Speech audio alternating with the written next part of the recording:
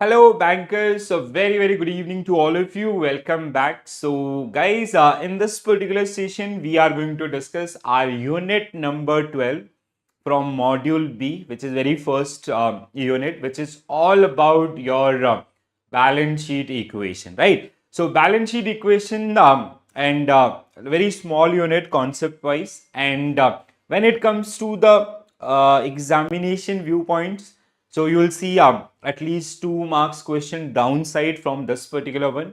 And we will be discussing a balance sheet for a banking company as well as for joint stock company in your preparation of final accounts in case of joint stock company 2000, which will be part of unit number 13, and unit number 17, which generally deal with the your balance sheet for a banking company, right? So when it comes to module B, we have these many unit and we have already done with the introduction things.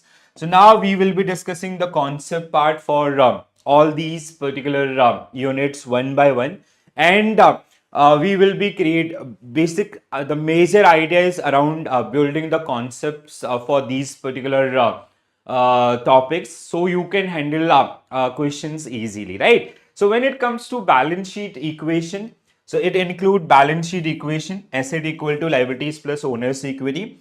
Then we have computation of balance sheet equation. So you can face two type of question. Sometimes it is around the statement related things, how those transactions are generally going to make or change the equation, and sometimes it is also in numbers, right? So let's start the discussion. When it comes to balance sheet equation, so the equation is your assets equal to liabilities plus owner's equity. So this liability is also known as outside liability, which company have borrowed from the banks or the other entities, or the like where this is something which is related to your debt obligation, which you have to repay on timely basis, right? So you have to pay some sort of interest. When it comes to equity, these are the owners of the business, and you do not have to pay any specific rate of interest and all. Okay? They generally involve in the risk in return, and that's why they generally, that is also called risk capital. Now, while we understand this particular equation, we have to go back to our example. Let's say there is a business XYZ Limited, which is started by Mr. X, right? Suppose that Mr. X, who started this particular business with an initial capital of rupees, let's say 10 crores. Okay? So X, who started a business as a proprietor, XYZ Limited, with 10 crore rupees amount. So this money contributed by owner is liability on the firm. This is the liability on the firm, and which is generally known as capital or risk capital in the business. So now, from the taken liability itself, we generally create asset. That's why our assets are always equal to liabilities plus owner's equity. So if you'll prepare the balance sheet for this particular company, so your assets will be, let's say this is your asset side and this is your liability side again. So your assets will be, so we have taken a liability of so which is capital of rupees 10 crores. Okay, this is your capital. So day one, this side, asset side, it will be in the form of cash, which is 10 crore rupees. So asset equal to liabilities plus owner's equity. Then let's say after this, the company, they spend the second entry is, suppose that they spend or they build a property, plants, equipments worth rupees 5 crore. Okay, they purchase property, plants, equipments worth rupees 5 crore. So how it will make changes in this particular equation? So your now your asset side, property, plants, equipments will come at 5 crore rupees. Now your cash component will decrease to 5 crore, because 5 crore we have spent on property, plants, equipments. When it comes to the liability side, it will remain same, capital worth rupees 10 crore. So again 10 crore, 10 crore. Okay? So after this, let's say there is one another entry which is done by this particular organization called ABC or XYZ Limited. They took a term loan. Okay? They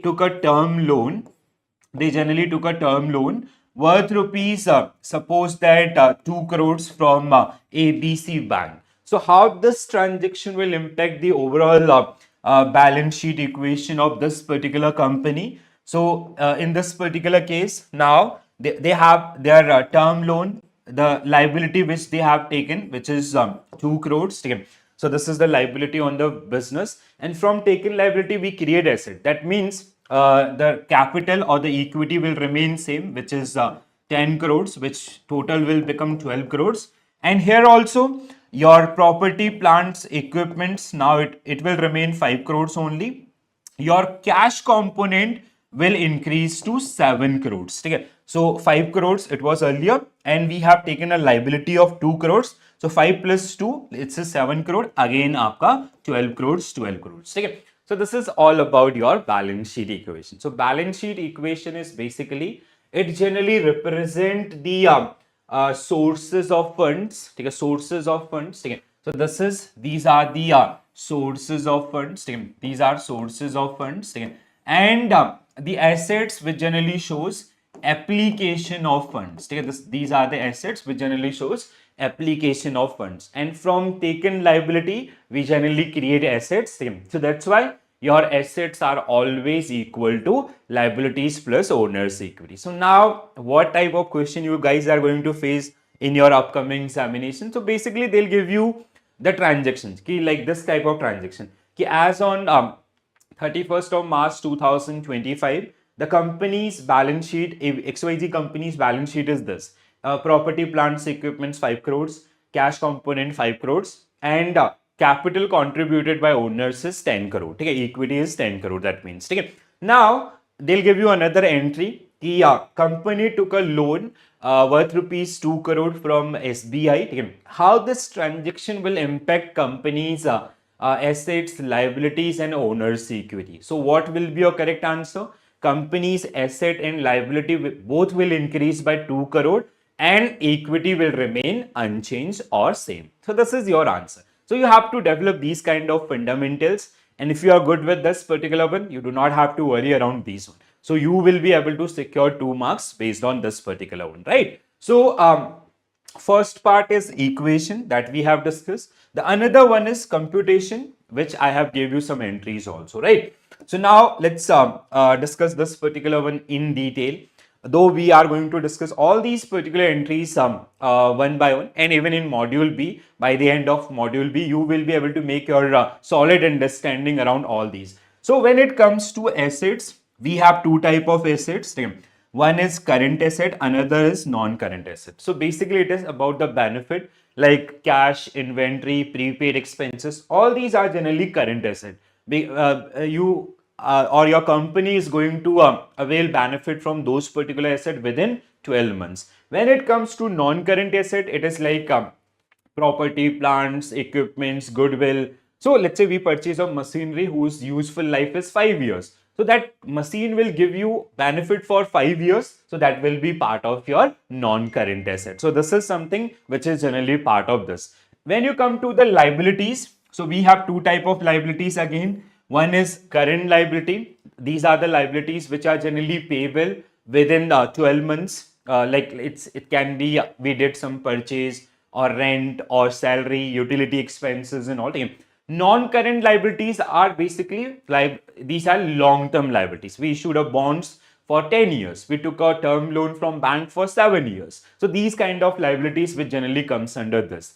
The third part of this particular one is equity, which is shareholders' money. These are the owners or proprietors' money. So we can have share capital, the initial money, which is contributed by owners or which we have raised through the issuing of shares or different type of shares, which belongs to the owners. And this is a retained earning is something which is, let's say during first year, we produce a profit of 2 crore rupees and we reinvested that 2 crore rupees in the business itself. Okay, so this is that's why when you'll see when companies they generally reinvest their profit in the business, that we have to account at liability side, and that is your retained earning, right? So this is something a broader idea around your balance sheet equation.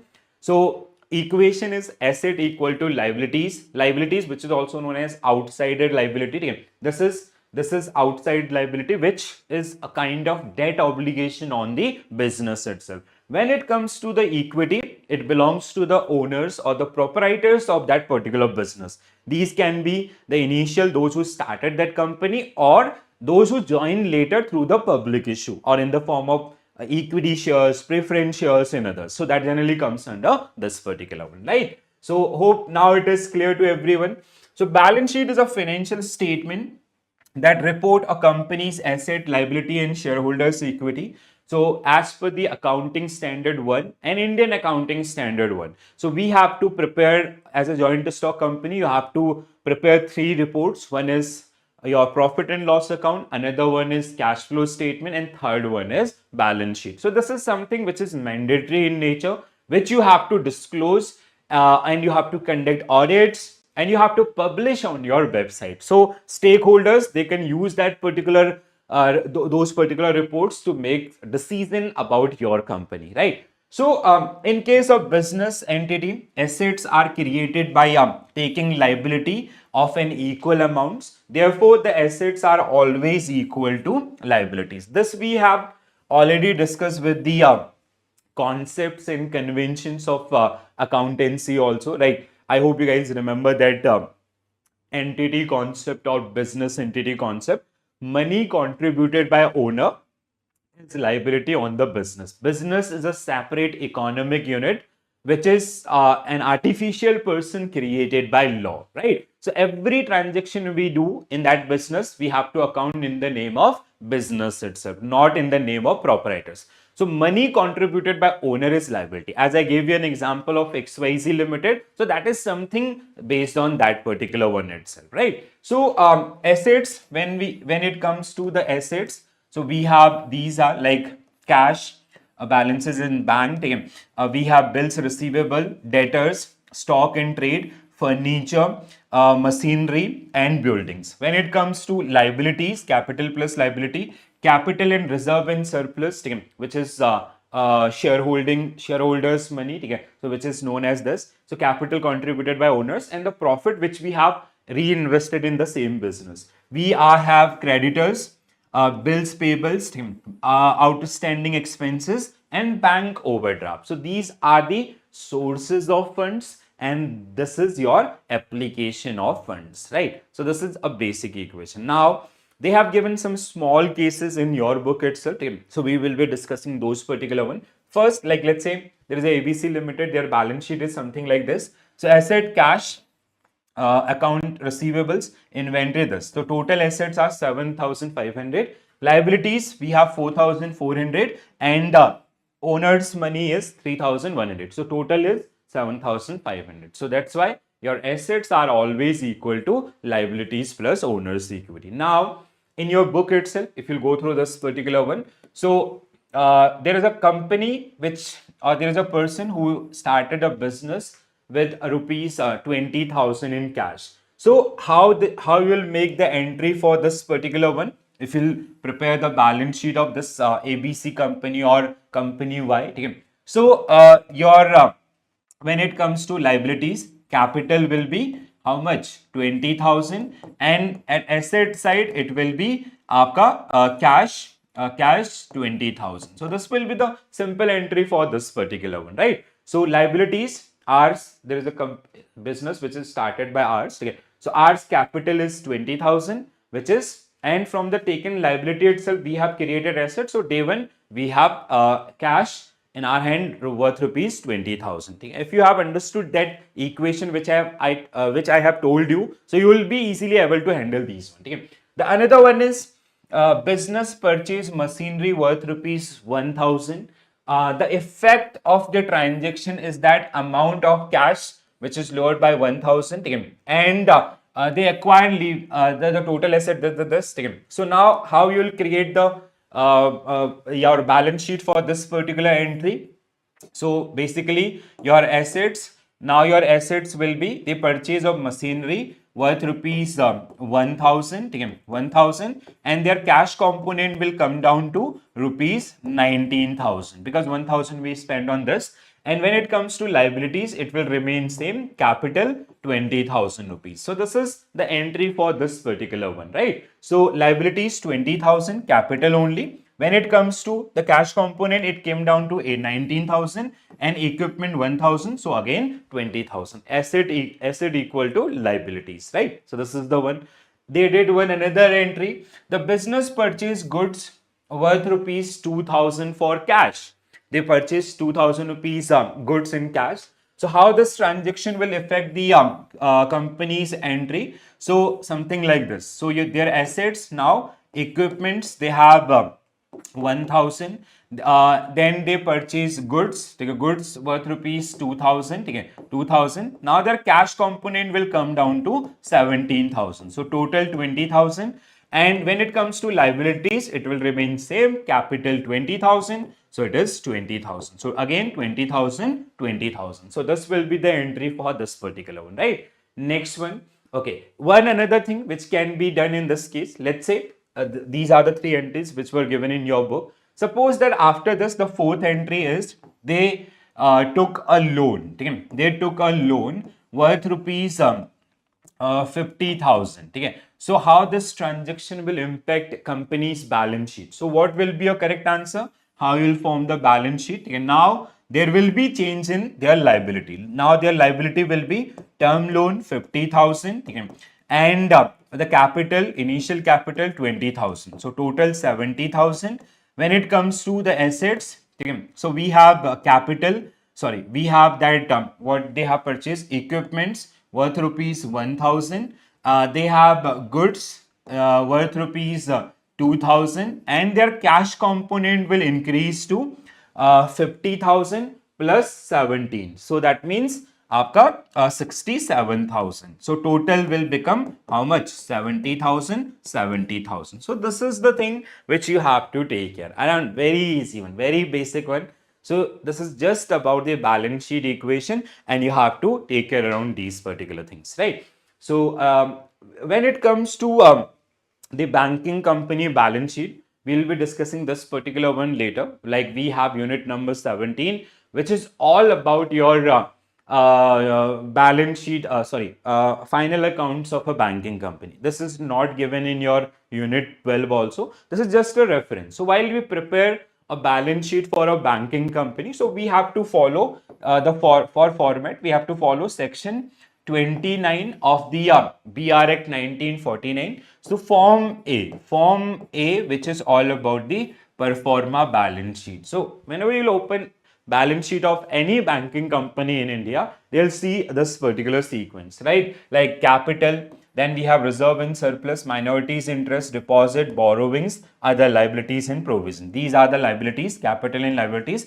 Then assets, we have cash balances with RBI, balances with bank and money at call and short notice, investment, advances, fixed asset, other liabilities, goodwill on consolidation, and the total. So total 12 schedules are there, and accordingly banking companies, they need to prepare their final accounts, or they need to prepare their balance sheet. Okay? Preparation of trial balance. I hope you guys remember this particular one, because this we have already discussed in our module A. So module A, unit 5 was all about trial balance, that gross, net and compound. Okay? I hope you remember that format also. Okay? I'll give you an idea. Then adjustment entries and preparation of financial statement from trial balance, which include your trading. Basically, we will be discussing around the three major accounts. One is trial balance, another one is your profit and loss account, and balance sheet, which we have discussed in previous session itself. So we'll be revising things with that particular one. All right. So this is something which is core concept part of this particular one. There was one process which we discussed during our introduction phase. So when it comes to the entire accounting cycle, it starts with the recording. So recording, which we generally do in a chronological order with the help of journal entries. Then after recording, we classify different accounts in the form of, or in the name of, ledger, and moving things from journal to ledger, it is journalizing. This is called posting. Then after this, we prepare one accounts which is known as summary. So summary, which is generally which is a summary, or like when it comes to summary, so it is something, it is generally known as trial balance. Okay? So the format of trial balance is particulars. Okay? So particulars, then we have ledger folio, then we have debit column, and then we have credit column. Okay? And the total of debit should equal to your total of credit. Okay? Debit and credit should be equal because we are following dual aspect of accountancy. So this is trial balance, and trial balance is generally a summary of all the ledger accounts. Okay? It's a summary of all the ledger accounts, and if you achieve this particular one, that means you have achieved the arithmetical accuracy. If there is some differences, you have to sort out those particular differences with the help of trial balance, suspense account, and you have to do the rectification entries and all. So if there are some errors in that particular book itself. So now with this, with the help of trial balance, just after this, we prepare, we start journey to prepare profit and loss account. Okay? And to prepare profit and loss account, first we need to prepare trading account. Okay? So when it comes to trading accounts, with the help of trading account, we will get to know about the gross profit or losses. Okay?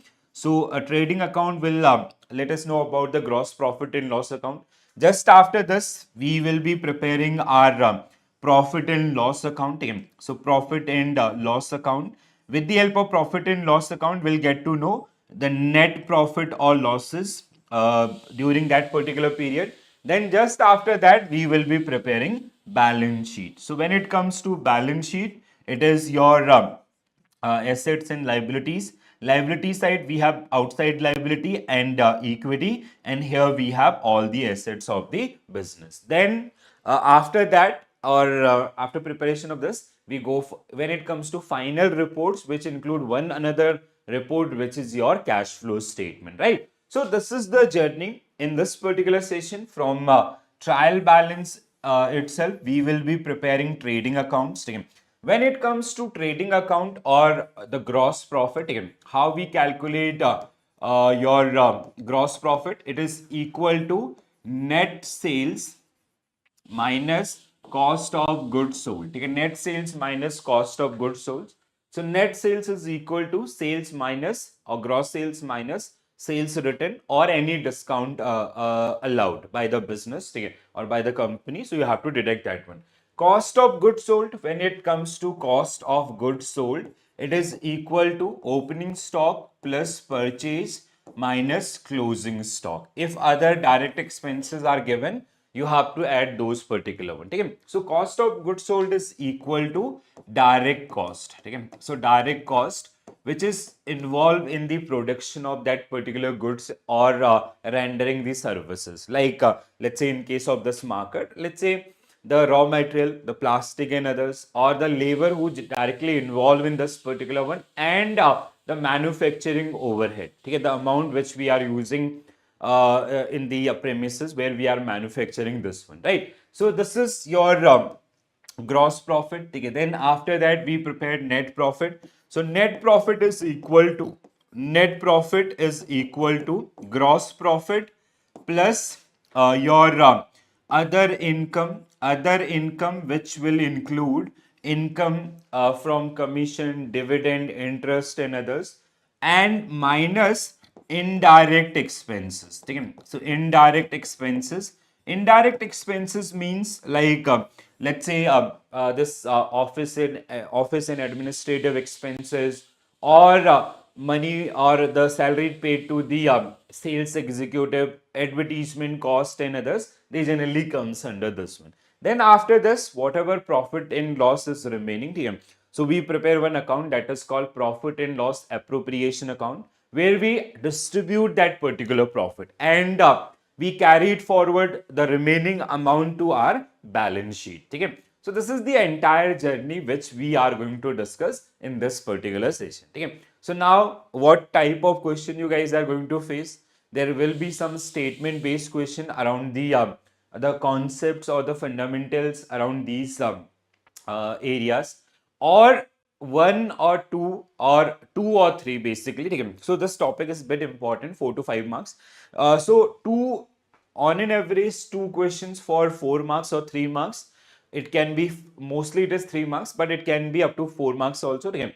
So where in one question for 2 marks, they'll ask you to calculate based on the given data. You have to calculate gross profit as well as net profit. The another question is around most of the time, that is your cost of goods sold calculation. Okay. That remain maximum time. Okay. So we will be practicing all these particular. But understanding fundamentals is very, very important. Practice, we will add one more session, but understanding conceptual part is very important. So your or our primary goal and objective is to understand or to build our core understanding around these particular things. All right. So let's start the discussion with the first thing. Okay.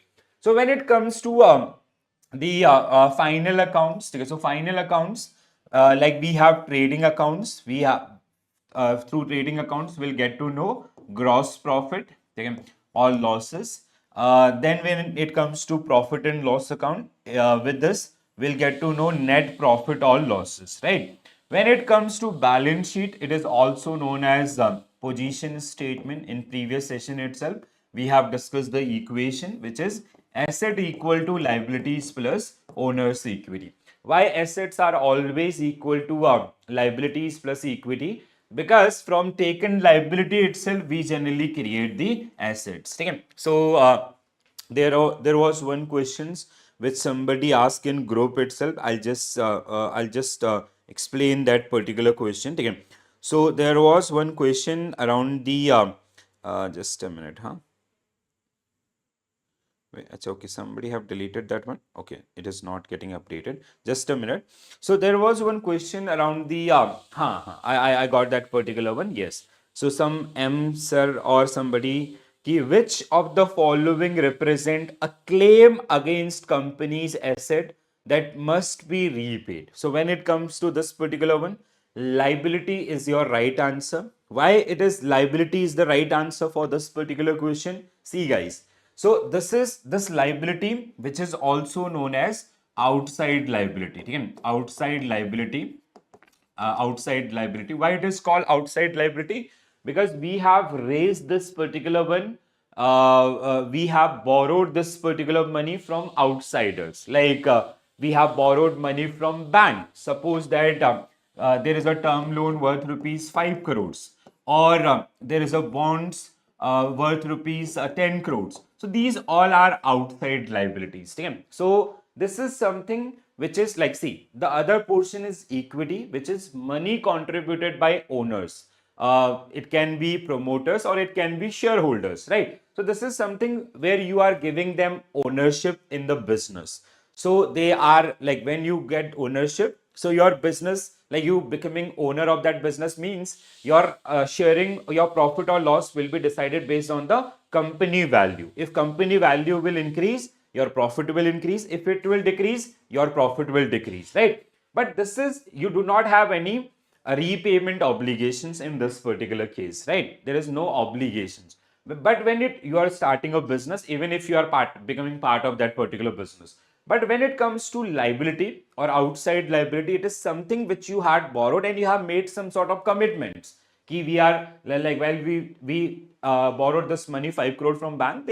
Bank is asking for a fixed rate of return for a fixed time duration. Or when you issue these bonds, they are asking that you are making some sort of promise to the lenders or the investors. We will pay you this much of rate of returns, which will be payable on half yearly basis. So these kind of commitments. So that's why this is something where we have the liability side aapka, and where we have obligations. And even if we'll go for the liquidation, so the first, they do have the first right to like when we'll sell those particular assets, so they'll get repaid and they'll get the primary like right on that particular repayments amounts and all. I hope this is clear again. So this is something which is generally part of this one. And if you guys face any doubts, any areas, please keep sharing in the group. So like sometimes people, they generally answer those particular question. I just wait for the other also. Okay, at least somebody will answer. If not, I'll definitely answer for those one. Okay? So income statement, trading accounts, gross profit or losses. And when it comes to profit and loss account, it is net profit or losses, right? Position statement or balance sheet, asset equal to liabilities plus owner's equity, which include assets, liability, and that risk capital or the liability, the owner's equity, which is generally part of this particular one. Okay? So, final accounts. Final accounts are those accounts that prepared by the joint stock company at the end of fiscal year, accounting year, or financial year. The purpose of creating final accounts is to provide a clear picture of financial position of the organization to its management, owners, or any other stakeholders. So they can make their decision accordingly, right? So this is the one very basic one. So three major accounts which generally get involved in this: trading accounts, profit and loss account, and balance sheet. Now we all know the uses of all the different accounts, but to prepare these accounts we have to prepare trial balance first. Okay, so trial balance as on 31st March 2025. So we have particulars. So particulars, laser folio, we have debit column, we have credit column, right? So this is the format which we have already discussed in our module A itself. Okay. So now the total, let's say if your total is equal to both, okay, so that means you have achieved the arithmetical accuracy. So when it comes to trial balance, it is a summary of all the ledger accounts. Okay? And ledger we prepare with the help of your journal entries. And journal entries are first entries in the book of accounts, right? So basically now we are trying to interpret, or we are trying to create or summarize that data, those number of entries or those number of ledgers. So we can make some sort of decision, or we can make decision ki how what is the gross outcome of our operating activities, or what is the net outcome of our business activity, whatever sale and purchase we have done during that particular period, and how that net outcome, or how that gross net profit or losses going to make an impact on your assets, liabilities, and equity. So that is the objective of preparation of these particular accounts. Okay? So trial balance, this we have discussed earlier also, because there is no point to repeat all those particular things. If you guys are facing any issues, just do let me know. I'll try to help in this particular one. Okay? So trial balance is a report that lists the balances of all ledger accounts of a company at a certain point in time. Okay? So it is summary of all the ledger accounts can be called trial balance. Like let's say the summary means, let's say what is ledger accounts is generally created for all the individual which is generally interacting with that particular business. So now what is the outstanding status with that particular ledger? Okay, let's say we have that sale 1000 times during that particular period. So what is the total sale at the end, or at the point when we are preparing trial balance? Or we did purchase, let's say 500 times. So what is the total purchase? We did a payment, we paid salaries during that period, we paid rents, we deal with XYZ, ABC. So we are holding all those particular transactions, their final balances in one sheet. That one sheet is generally known as your trial balance. Now, the trial balance data we will use to prepare our trading accounts, or even your profit and loss in others. Okay? But before moving that, there is one small units which is given, a subtopic which is given in your curriculum, that is around the inventory valuations. Okay? So when it comes to inventory accounting, I hope you guys remember. So accounting standard 2. So we accounting standard 2 and Indian accounting standard 2, which generally deal with the inventory valuations, right? So basically how you'll let's say there is a company who is showing a stock inventory is part of your balance sheet. Again, they are showing that they have inventory of worth rupees 10 crores. So how you calculated that particular one? So as per these accounting standards, when where goods are interchangeable, so only two methods are allowed. One is your FIFO method here. So first in, first out method. Another one is weighted average cost method. Okay. Apart from this, we have one another method which is popular, which is LIFO. Okay. LIFO, but it is not used in the context of India. Okay. So we generally use these two as per these accounting standards. Okay. And basically because we follow, or our accounting standards, they are aligned with the GAAP, and even Indian accounting standard also align with the IFRS, not GAAP, sorry. Okay. When it comes to US GAAP, GAAP is linked, GAAP we generally allow. In case of GAAP, we use आपका last in first in. Means when US companies, they do their inventory valuation, they follow this. Apart from this, all rest of the world, because mostly they follow IFRS guidelines, so they use these two methods and all. And even in India also, we use these two methods. Okay. So inventory accounting is a critical part of financial accounting that involve tracking, valuing, and report on a company's inventory. It is essential for business that deal with the physical product, ensuring accurate financial statement and informed decision making. Let's say there is a company who is saying ki we have inventory of 10 crore rupees. So how we reach to this number of 10 crore rupees? So which method we have used while we calculate this inventory and others, that you have to disclose. Okay. Now all the three methods, how we generally use these particular one. Let's take an example. So suppose that all the three methods first we'll discuss, then we'll go through the concept part here. So when it comes to inventory valuation, so you have to follow accounting standard 2 or Indian accounting standard again 2, right? So inventory valuation is related to this, and as per these accounting standards, you have to remember this thing again. There are only two methods which is allowed, which is one is your FIFO method, first in first out, and the another one is weighted average cost method. These are the two methods. LIFO is not allowed, but we'll understand LIFO also. So now see, let's say there is a business which did some transactions. They purchase, this is suppose that purchase entries. They purchase 10 units at the rate of 10. This is, let's say this purchase is done in the month of April. In the month of May, they did another purchase of 10 units at the rate of 12. And in the month of, let's say there are only two transactions. We'll keep it simple, okay, right? So now, like basically their sale is, they sold, or their sale is suppose that 12 units. They sold 12 units. So this is the one. Okay. Now, if they ask you to calculate your inventory by using FIFO method, so first we will be understanding FIFO. Okay. So as per FIFO method,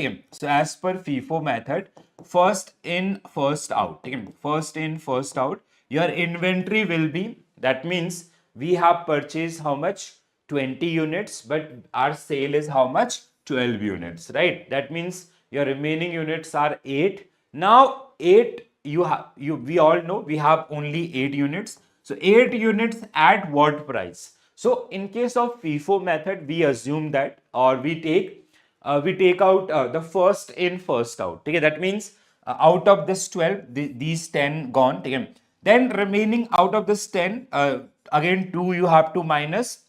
So that means that the remaining 8 units, 8 into 12 will be your answer for this particular case. So as per the FIFO method, your inventory will be this. Take a first case. Now the another case, if you solve the same question by using weighted average cost method. Okay, first we'll solve through the LIFO. LIFO methods. If you solve this particular one with LIFO, so we have purchased 20 units. Now you will not consider this. You will consider we have sold these 10 units minus 2 units from here. So 8 units at the rate of 10. So the price will be definitely less than this आपका if you compare with this. So here your price will be high, here your price will be low. So that inflation adjustment will generally get benefited through the FIFO things. Okay. So now if you solve this particular one by using weighted average cost method. Okay. When you apply weighted average cost method, it is something the average price. So the average price in this case is 10 plus this 22. 22 divided by 2, which is 11. So your average buying is 11. Out of 20, you have sold 12. So remaining is how much? Your 8. So 8 at the rate of 11. So this will be your inventory by using weighted average cost method. Average you just have to do, right? So this is something, these are the very simple three methods which we generally use for the inventory valuation. And out of these three methods, these two methods which we have to use while we are doing the inventory valuation in our book, nothing else. This is the one. So just make your understanding. Hope this is clear to everyone, and the outcome is your answer for this one. Correct? Hai? So now let's go through the discussion part so we can enhance our learnings. So we have three methods. FIFO, first in, first out. In case of LIFO, last in, first out. Weighted average cost आपका, so which is average cost of the buying and the numbers. So FIFO methods, first in, first out. FIFO accounting method assume that oldest item in inventory are sold first in, first out. When costs rise over time, usually the case due to the presence of inflation, FIFO result in lower cost of goods sold and higher ending of inventory valuation. How so? Let's say the our first 10 units at the rate of 10 and the second unit is आपका 10 units at the rate of 12. So while you do the inventory, so let's say we have sold 12 units. 12 units were sold. So now this is as per FIFO method, that means we have sold these one. Now while you are doing inventory out of this -2, so 8 at the rate of 12. So your inventory will be at higher side. So because see, this is more why this is called relevant method. The inflation is growing. So accordingly, if you'll use FIFO method, your inventory valuation will be most of the time at higher side. So that this is the case, right? So this because the lowest cost inventory is sold first, increasing gross profit, while the highest cost inventory remain in the balance sheet, which is this one. Understood? The another one is weighted average methods. This method calculate an average cost for all inventory item available during the period. Average cost basically, it is effectively a middle ground approach that smooth out price fluctuation and simplifies the accounting. That means like 10 units at 10 and 10 units at 12. So the average of this is 11. So that's why we are considering that particular one, right? Next one, LIFO, last in, first out. This method, which is only permitted under the United States Generally Accepted Accounting Principle gap, assume that newest inventory item are sold first. During the inflationary period, LIFO result higher cost of goods sold, direct cost, and lower ending inventory. Just refers of FIFO. So reducing taxable income, but also lowering the gross profit and higher ending inventories. Okay? So this is something, all the three methods while you do the calculations of your inventory valuation. Hope this is clear to everyone. Let's move forward. Now, while we come to the final accounts, so the very first account for a joint stock company which we need to prepare, that is your trading account. So as I told you earlier also, so when it comes to trading account, so we get to know about the gross profit. Okay? And how we calculate gross profit or losses. So gross profit is equal to net sales. Okay? Net sales minus cost of goods sold. So this is a very important one. Okay? There was in recent examination also there was a question around this one. Okay? So trading accounts, which is trading means buying and selling. Okay? So during those buying and selling activities or activities surrounding that buying and selling, what is the outcome of that particular one. Okay? So trading account is used to determine the gross profit or gross losses of a business which result from trading activities, are mostly related to buying and selling activities involved in a business. I'll give you an example so we can have more clarity. So let's say there is a business, let's say we are selling this marker. Our selling price is supposed at 10 rupees. Okay? And the number of unit we sold, sold is supposed at 100 units. Okay? 100 units. Okay? And the opening stock was supposed at 30 units, and the purchase is supposed that 50 units. Okay? And the closing stock is supposed that the closing stock, and we have to increase these numbers. Okay? Let's say it is also 50. Okay? 50, and the closing stock is 60, so we'll reach the right numbers. It is आपका suppose that 10, ठीक है? So 10 units. Based on these particular activities, if they ask you to calculate your if they ask you to calculate the overall gross profit of this particular business. So how you will calculate gross profit again? So first you will require gross profit is आपका net sales. So how you will calculate sales? So it is in this particular case your gross sale is equal to your net sales because there is no discount is given, there is no other expenses are mentioned, okay? Or no sales written is mentioned, okay? So in this case आपका your selling price is 10 and your sale is 100. So 10 into 100 is equal to 1000. So our sale is equal to 1000, ठीक है? So this is your sale value आपका, ठीक है? So gross profit is equal to sale minus cost of goods sold. So sale is 1000 minus, now you have to calculate cost of goods sold, ठीक है?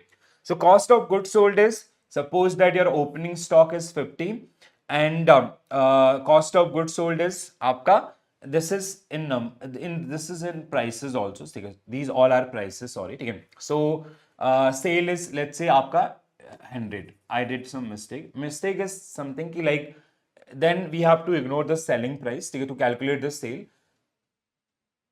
Or else what we can do, we have to multiply all these by 10 marks, ठीक है? So let's ignore this particular one, keep this particular thing simple. Your sale is 100, your opening stock is 50.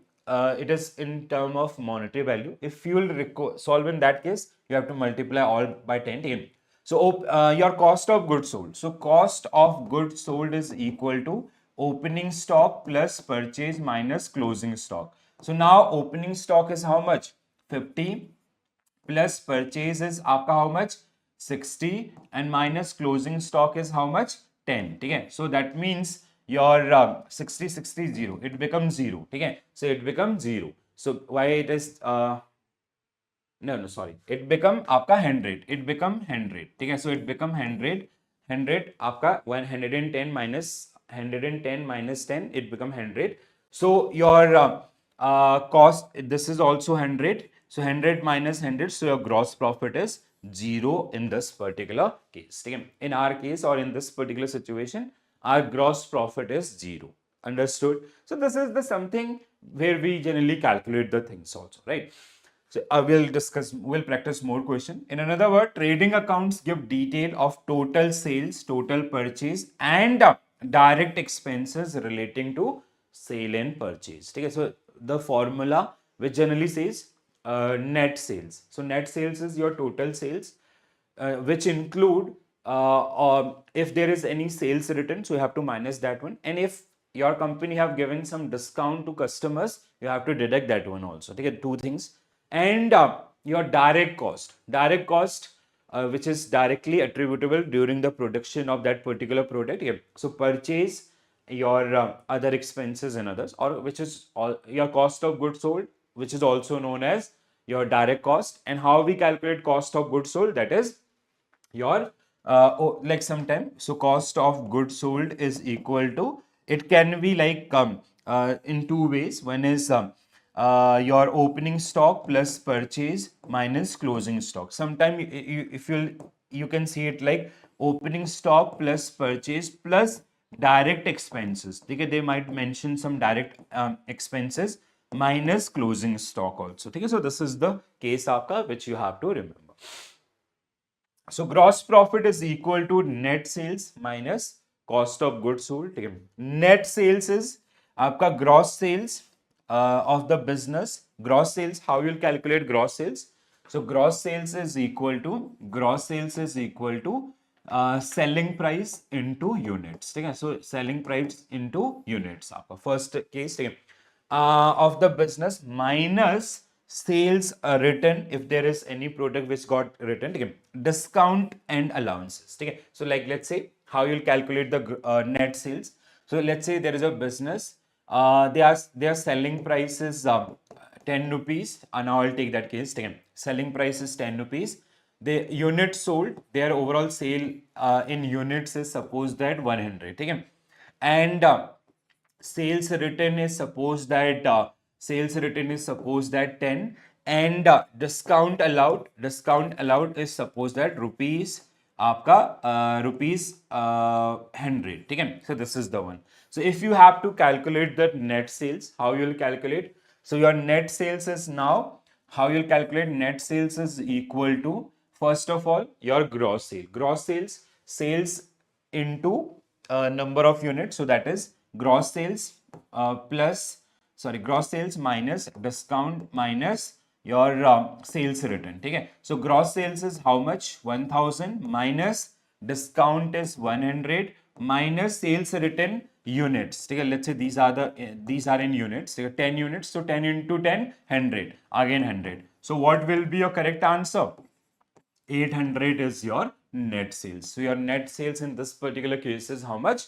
800. So this is the very basic formula in which you have to understand, right? So this is something, and cost of goods sold is direct cost. Direct cost regarding the production, and I have told you the formula also, right? Chalo. Now, or even this is the case, like I'll give you an example. Let's say, so you do not get any confusion. Let's say opening stock is 5 lakh. Okay? Purchase during that period is आपका 10 lakh, and closing stock is suppose that 2 lakhs. Okay? So if you have to calculate direct cost of this particular business, so what will be your correct answer? Opening stock 5 lakh plus purchase 15 lakhs. 15 minus 2, 13 lakh is their cost of goods sold. So cost of goods sold is equal to 13 lakhs. If they have given some direct expenses, specifically they have mentioned, so you have to add this in this particular case. As simple as that, right? Next one. So this is something which is your format. Okay? So opening stock to opening stock, first one. Okay? So opening stock, then we have purchase, less purchase written आपका, ठीक है. Then direct expenses like freight and carriage, custom and insurance, wages, gas, water, fuel, factory expenses, royalty on production and all. ठीक है. And this is your debit side. ठीक है. Credit side we have, this is your credit side, we have by sales, sales written or closing stock. Okay? Sales or sales written and closing stock. So this way you have to calculate this one. Okay? Let's say, let's give some numbers to these figures. Okay? Let's say the opening stock to this is suppose that the total of this side is suppose that 2 crores. 2 crores, and the total of these this side is suppose that 5 crores. Okay?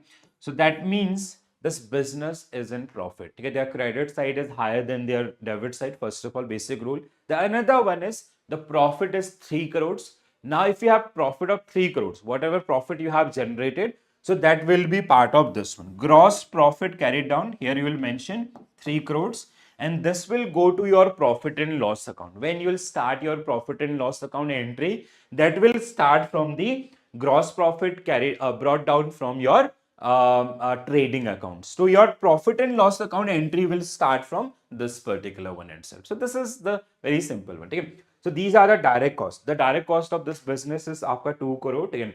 So this is also known as your direct cost, or this is also known as what? Cost of goods sold, right? And this is their net sales. This is called net sales. So this is net sales of the business, 5 crores rupees. The gross profit is your net sales minus cost of goods sold. So 3 crores this. If the situation is reverse, so let's say this is 2 crore, this is 5 crores, that means this business is in loss. They accounted a gross loss, and that gross loss you will mention here. Okay? So here you will mention to gross loss carried down. So that gross loss, and when you will start preparing your profit and loss account, your first entry will with the loss itself, which you have accounted in your trading activities. So that is the one. So this is your format which was given in your book, similar to that. So trading account of ABC company for the year ending 2025, let's assume 31st March 2025. The opening stock, then purchase less written, carries, cartage, dock, wages, duty, freight, cleaning, other charges. So these are the ones. So then we have here sale, less sales written, closing stock आपका, by Then let's say if I give numbers to this, sorry, uh, let's say this side number is let's say this side number is 10 crore, okay? And this side number is, suppose that your let's say it is 25 crores, okay? So the business is again in profit, again this is credit side, this is debit side, okay? This is your debit side, this is your credit side, okay? So the here you will mention to gross profit transfer to your profit and loss account, how much amount, your आपका 15 crores. So your amount mentioned will be 15 crores. So while you go to that particular one, while you prepare that profit and loss account, you'll start with this particular entry itself. That I'll show you just after this. So this is all about your gross, your trading accounts.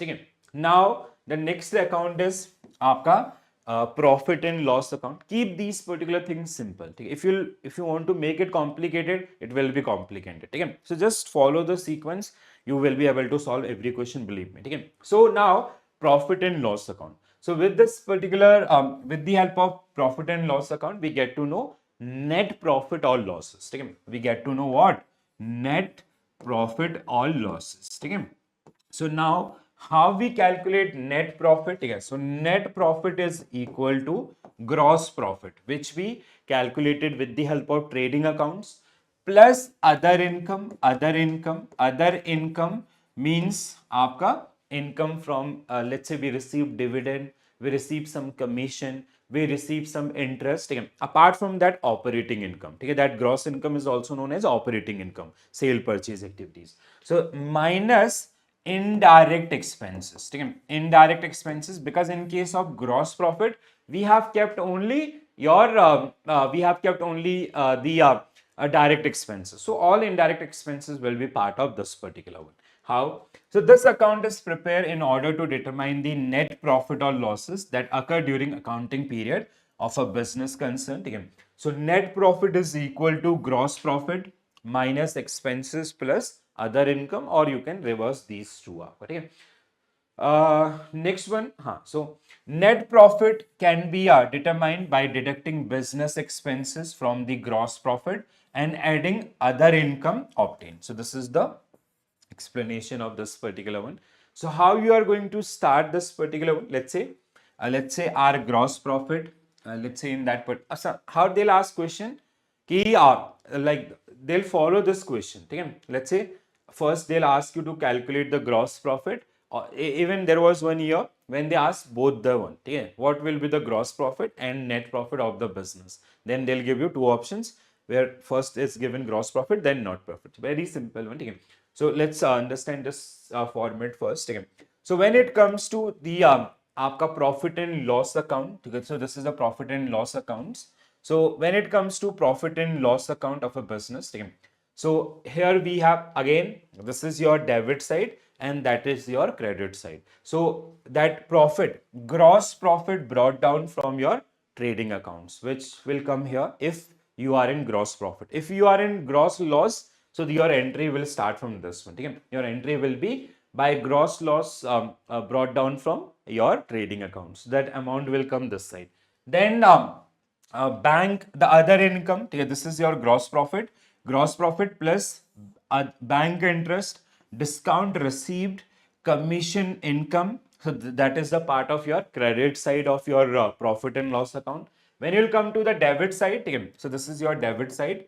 So these are the entries, your debit side. So debit side, indirect expenses like salary paid to office administrative people, rent, office expenses, bank charges, bank interest paid, electricity expenses paid, staff welfare or employee benefit, audit fee, repair, commission, sundry expenses, depreciation. So these all are this one. So then the outcome.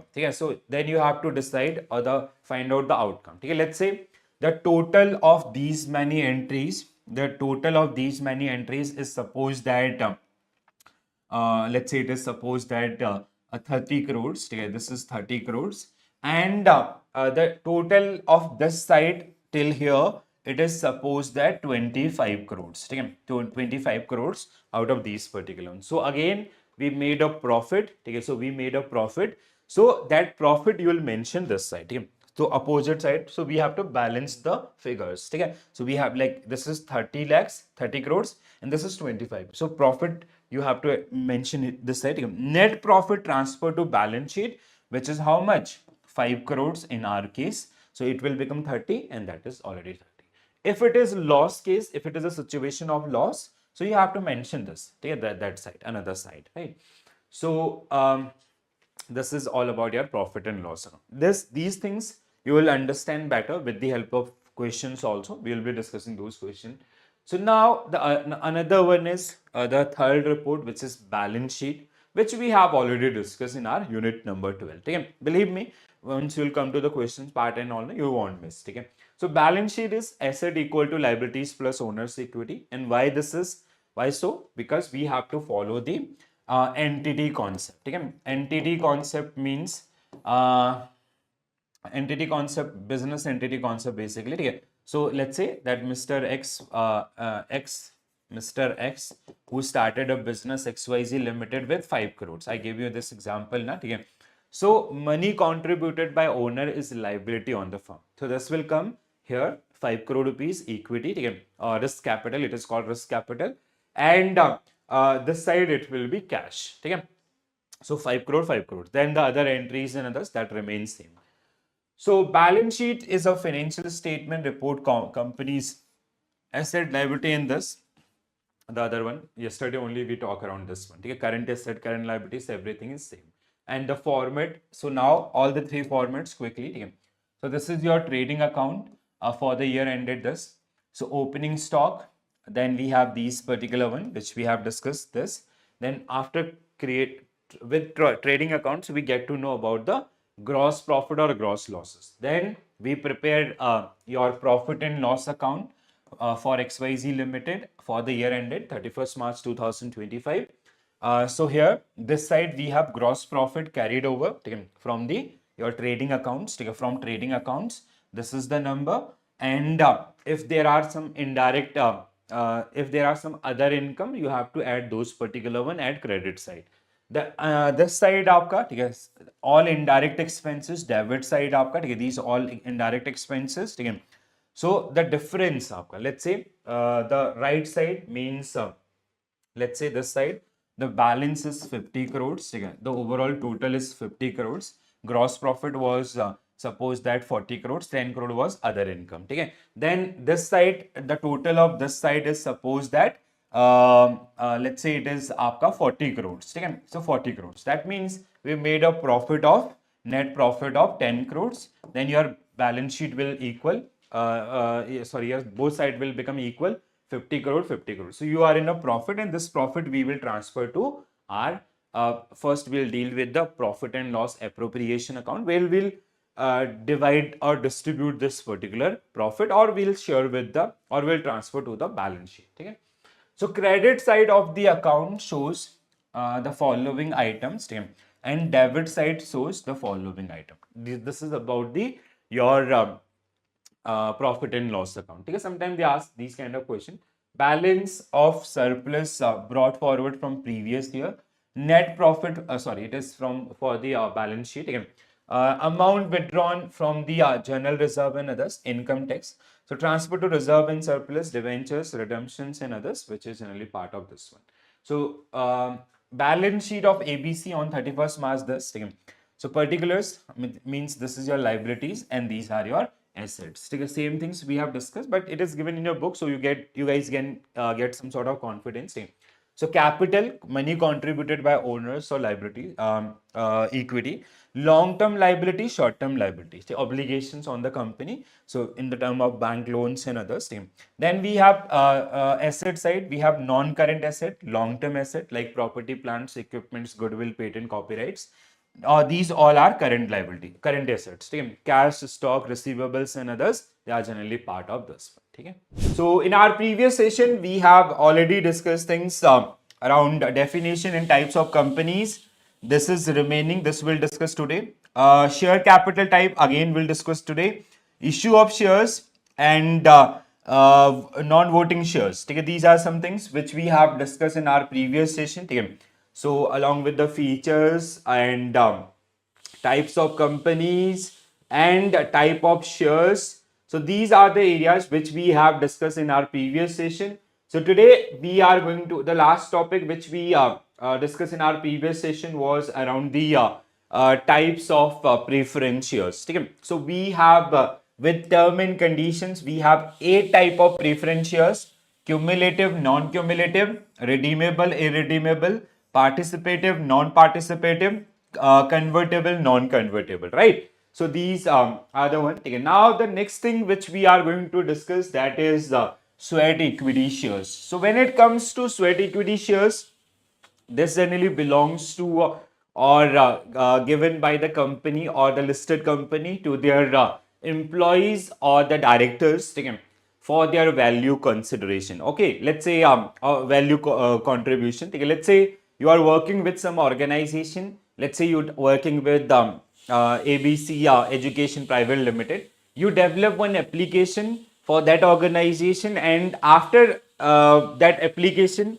their revenue become double. So in return, they have some responsibility to pay you. So they generally come up with one resolution passed by the board where they are allotting you, let's say 10,000 shares at a discounted rate, or at a it can be for free also, right? So these kind of things which generally comes under the sweat equity shares. So basically these are given to the existing employees or board of directors of that particular company for their value contribution, right? So it is defined under section 54 of Companies Act. A company may issue sweat equity shares in the following condition, if the following conditions are fulfilled. First, the issue of authorized by a special resolution passed by the company board of directors.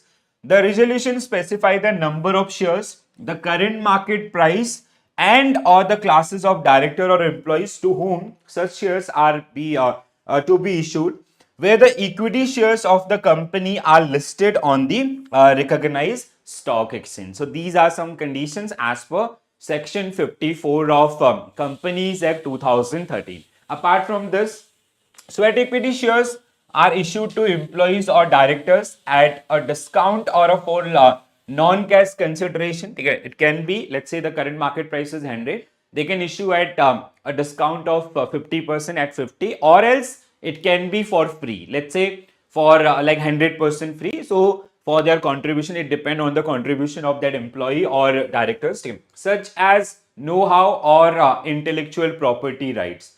So condition for issuing sweat equity shares under section 54 of Companies Act.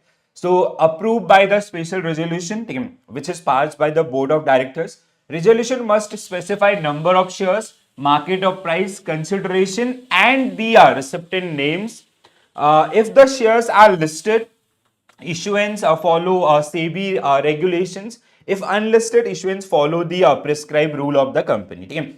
Companies Act. Holder of sweat equity shares have the same right as other equity shareholders, which is based on pari passu or the equity and others. Okay?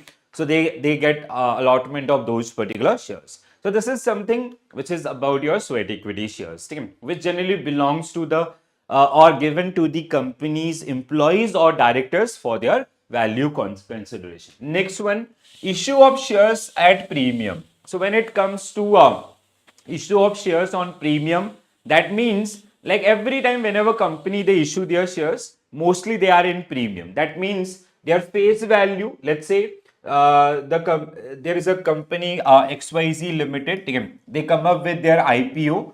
So XYZ Limited, they come up with IPO, initial public offering, and they are issuing let's say 50 lakh shares in the market. So when they issue this shares, the face value, which is also known as book value of that shares, it is mostly rupees 10. But the market price or the offer price which is given to the prospective shareholders, which is usually greater than that. Let's say the company is planning to list their, or the management is planning to list their shares at the floor price is supposed at 100 rupees, and the upper price is it can be maximum 20% of floor price, so it is 120 rupees, right? So that means if company shares get listed in 100 rupees itself, which is the floor price, So this 90 rupees, the gap between these two, this is called premium. So this is called premium, and the uses of that particular premium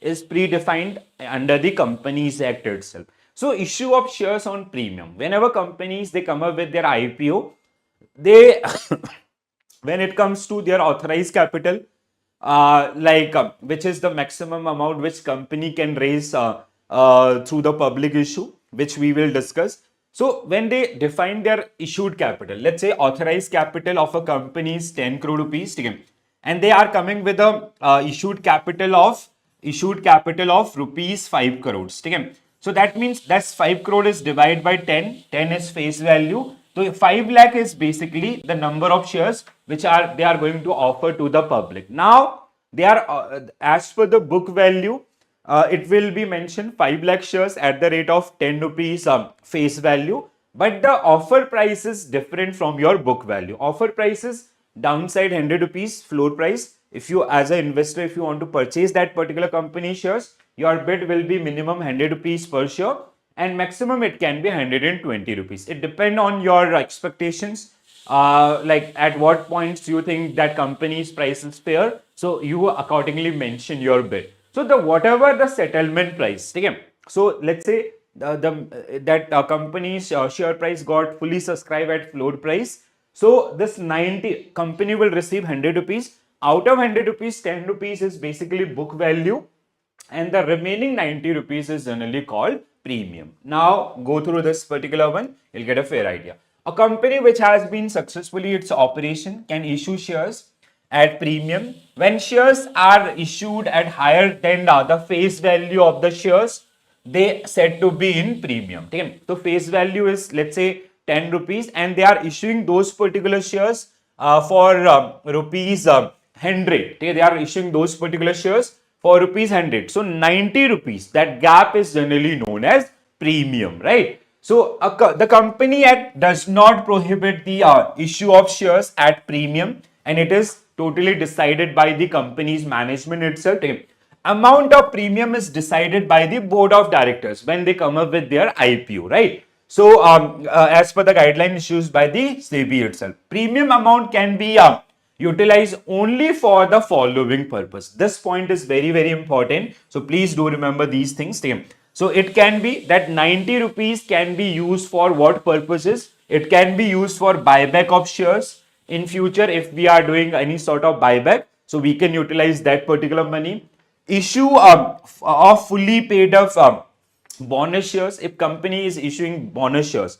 Bonus shares are basically, these are shares which get issued to the existing shareholders for free, right? So they do not have to pay anything on this one. So they can be used for this one. Writing of preliminary expenses, operating expenses, or discount or commission on issue of shares or debentures like right issue and others. Paying premium on redemption of preference shareholders or debentures also. So this is something which is very, very important. Please do remember this one. This can be asked in your upcoming examination. The proceed of that premium amounts, or where companies they can use that particular extra money. The face value was 10. They issue that shares for 500 rupees. That means 490 rupees is premium in that particular case. And where company can utilize that 490 rupees, so these are the areas, right? Understood? Next one. The next one is ESOP, which is majorly used by the unlisted companies and with their own term and conditions. So ESOP, which is get issued to the employees, and the major purpose of this one is to retain employees, right? Let's say you are working with some organization, you are a very talented employee of the organization, you are contributing a lot. Now at the time of appraisal, you'll ask for, let's say you ask for 100% appraisal, but company is like, let's say your current salary is 15 lakh, you are asking for 30 lakhs. So what company did, they give you a cross offer. They are saying you, we will give you 30% hike, and for remaining 70% we will give you company's stocks. And if you stay with us for next 3 years, or at the time of listing, when our company will get listed on the stock exchange, so we will give you an offer to buy back or to redeem, sorry, or else like whatever the listing, we will allot you the shares for our company. So this is something which is generally used by the companies or the unlisted companies to retain their employees. It happened like most of the time people they did not adopt these one, but if the company fundamentally is very sound, so people, because they know this company will get listed, so opting those particular ESOP is very helpful. Okay, let's say if they have given you 3 lakh rupees or 10 lakh rupees ESOP, it can be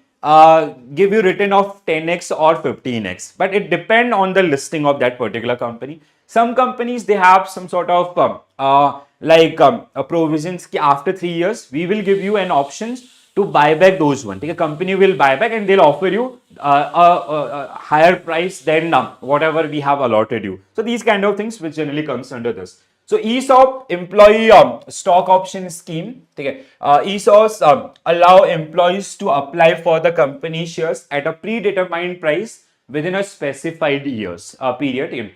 It is a right, not an obligation for the employees. Okay. So you are becoming part of that particular company's ownership. You are getting ownership, but it is not an obligation. Means if company fall under any debt, you will not be responsible for that particular one. SEBI guidelines govern ESOPs for the listed companies. Forfeiture and reissuance of shares, if any case. Forfeiture is means kind of when company is buying back or giving employees allotments and all. If shares fail to pay dues, the company issue reminders and a final notice. If unpaid within 14 days, the board may forfeit this one. Okay, let's say company issue you ESOPs of rupees आपका let's say the share price is supposed that 500 and they issue shares you at a discount of 100 rupees. That means you need to pay 100 rupees per shares for let's say 10,000 shares. If you do not pay that particular one, so they get forfeited. Means company will write off those particular shares from the their balance sheet itself. Forfeiture cancel the shareholder's name and the amount paid is forfeited. So this is the sequence. Next one, guys.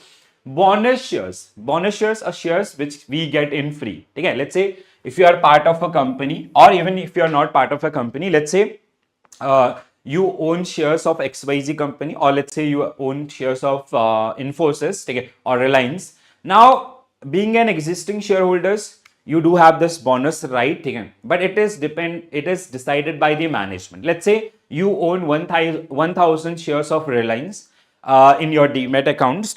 You purchased those shares, let's say 1 year ago. Now, company announced their bonus shares. Okay, they are giving in a ratio of let's say 100 is to 10. Okay, 100 is to 10. That means you will get 100 shares of Reliance for free. Okay, you do not have to pay anything. Bonus is like it is always free, right? So bonus shares are issued by capitalizing reserve and profit. It is generally known as conversion of reserve and surplus into equity. So company, what they are generally doing, they are distributing that premium or surplus amount among the shareholders of that particular company and given to existing shareholders without a payments. So it can be issued free or reserve, a securities premium, capital redemption accounts cannot be issued from the revaluation reserve and all. Okay, so please do remember this particular statement also. So this is your aapka bonus. As we get bonus for free, so this is similar or something like that only, right? Conditions for issuing bonus shares. So who can issue the bonus shares? So must authorized by the articles and approved by the general meetings on board recommendations. Take a first thing. The company must not have defaulted on interest or principal of deposits or debentures. Statutory dues like PF, gratuity, bonus, it should be cleared.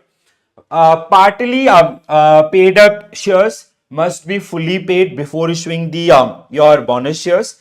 Must comply with the prescribed conditions. Cannot be issued in place of dividend. Yeah, like you first you have to release the dividend. Then even if you have that surplus amount or if you want to give some benefit to your existing shareholders, then you can go with this particular one. All right.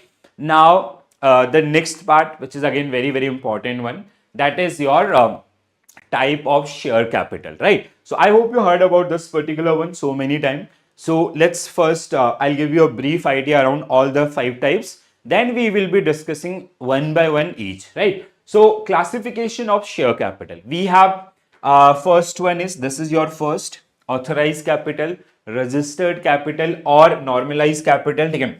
Then second we have issued capital. Third one we have subscribed capital. Fourth one we have paid up capital, or fifth one we have your called up capital. Now, why this sequence? Like when company they come up with their IPO or FPO, or when they go through any book building process and all. So this is the sequence which we generally follow. Okay? So first one, when it comes to the first one, okay, authorized capital, okay, or which is also known as registered capital, which is generally part of the MOA documents of that particular one. Okay? So MOA documents, while we registered company, we generally mention that this is the authorized capital or registered capital of our firm. Let's say for this XYZ Limited, it is rupees 10 crores. Okay? It is rupees 10 crores. So this is their authorized capital. Now this amount will decide the remaining one, right? So if your authorized capital is 10 crore rupees, which you have registered with the registrar, which is mentioned under your MOA and AO documents. Okay. So now the next one is issued capital, which we have issued to the public for the subscription, right? So let's say it is 5 crores. In our case, let's say it is 5 crores. Okay. It, in case of issued capital, it can be less than equal to your authorized capital. That means your issued capital can be less than equal to your authorized capital. Okay? It cannot be greater than this. Okay? So that means this XYZ company, they can raise from public max to max 10 crore rupees. Let's say they issue 50% aapka, so that is your aapka issued capital, which is we are offering to the public, and you can become part of our company, or you can become 50% partners of our company in the open market.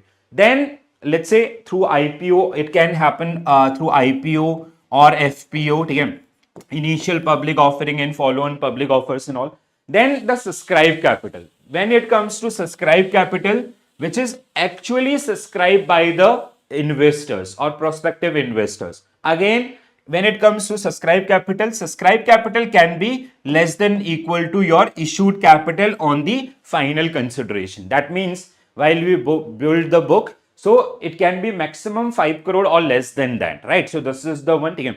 Then let's say we got 100% subscription. So that means this can be max aapka 5 crore maximum.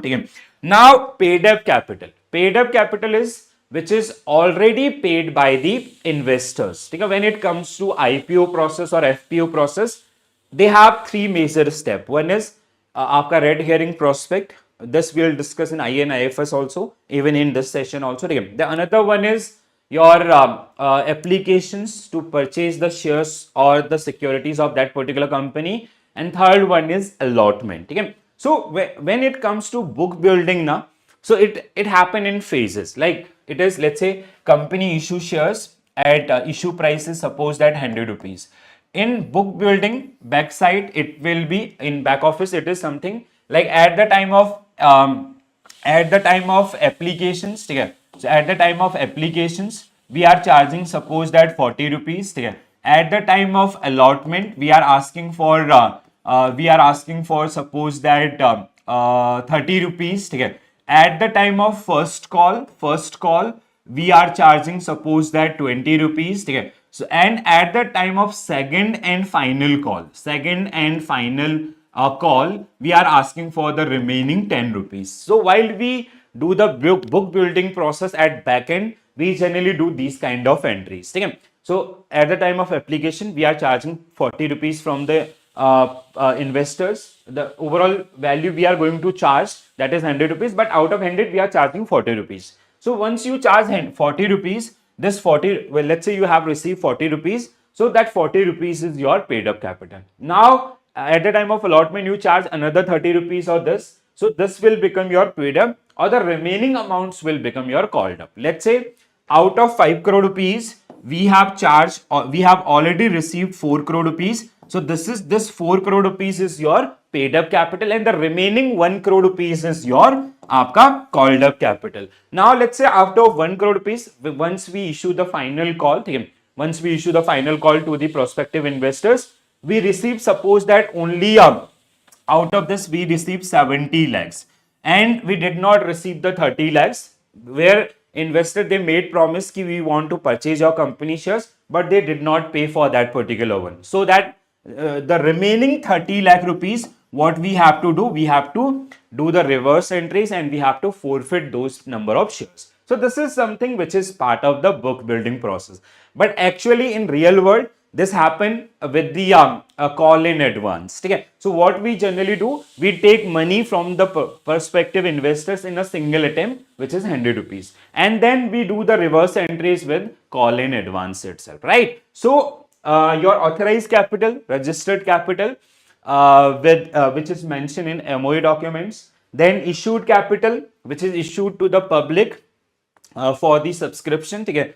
So your then आपका subscribe capital, which is actually subscribed by the public, and then आपका paid, which is paid by the investors or which is owed by the investors to the company. Okay? So this is the one which generally comes under this. Now there is a question: if a company who want to let's say they want to come up with IPO more than 10 crore rupees, okay? So what they have to do, first they have to increase their registered capital. Okay? Let's say if you want to list your company at 15 crores, so first you have to increase this registered capital, then you will be eligible for that particular one. Understood? So now one by one we will be discussing all these particular one in detail. All right guys, so first classes of shares.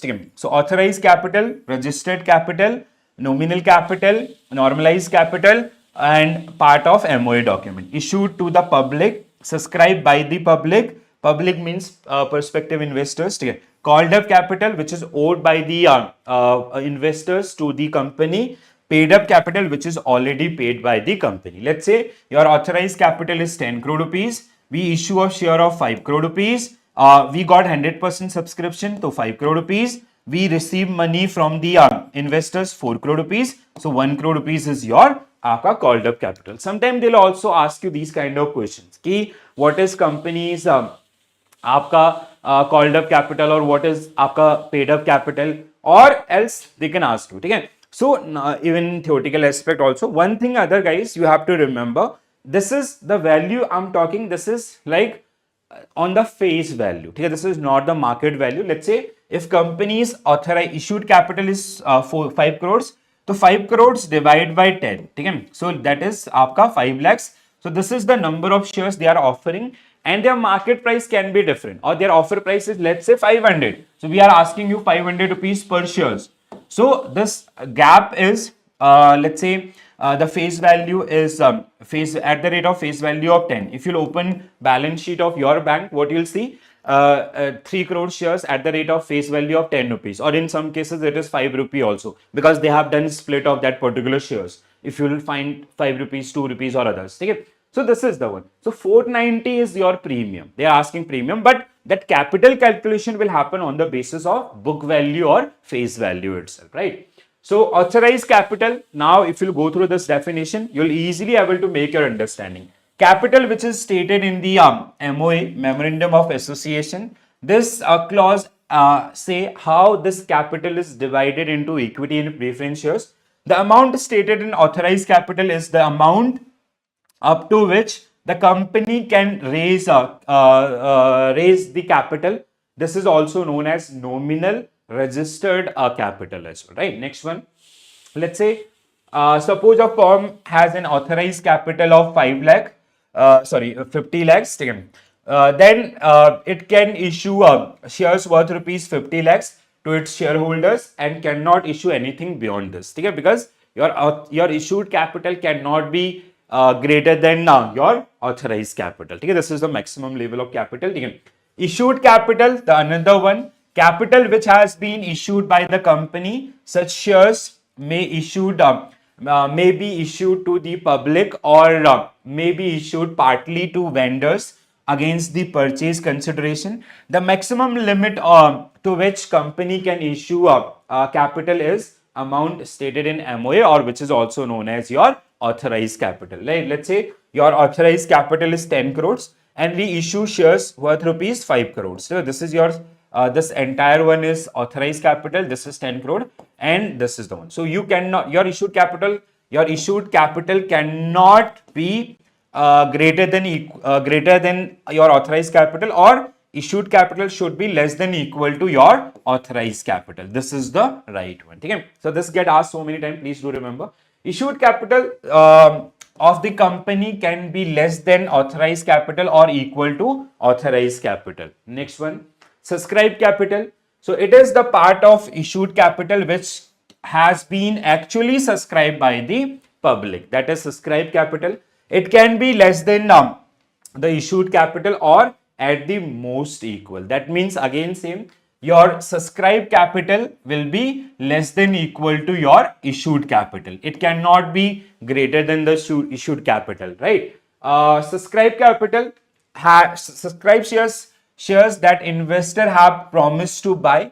These shares are usually subscribed as part of IPO, initial public offering, when company lists themselves on the recognized stock exchanges for the very first time, or when it is second time, it is FPO. It can be part of FPO also. Subscribed share capital refer to the monetary value of all shares for which investor have expressed an interest. So subscribed capital.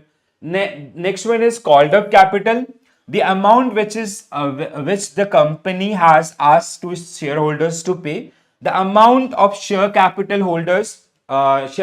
shareholders owe but have not paid. Okay? So let's say we got the subscribe capital, the share application was for 5 crores. That means we got 100% application. Out of 5 crores, we have received 4 crores. So 4 crore is your paid up capital. Okay? It is your paid up capital, and the remaining 1 crore is your called up capital. Okay? So this is your called up capital. Paid up capital, any amount of money that has been already paid by the investors in exchange for shares of stock is paid up capital. That amount is capital which has actually been paid by the shareholders. So when it comes to the book building process, it is something related to that. But in real world, we generally take call in advance. Means we, like, let's say company issue shares at 100 rupees. So we charge 100 rupees in a go. Okay? We generally take or accept from investor 100 rupees in a go. But in book building, it is something like this. At the time of application, at the time of the आपका allotment, at the time of first call, at the time of second or final call. So this is the sequence. Let's say first at the time of application 40 rupees, allotment आपका 20 rupees, first call 20 rupees, final call 20 rupees. So if you are doing calculation at this, so your paid up is 60 rupees, 60% of overall amount, and the remaining 40 is your called up. Let's say now you have done with this also. So your called up is only 20 in that particular case. So this is the one. So this is all about your different type of capital. Hope this is clear to everyone, guys.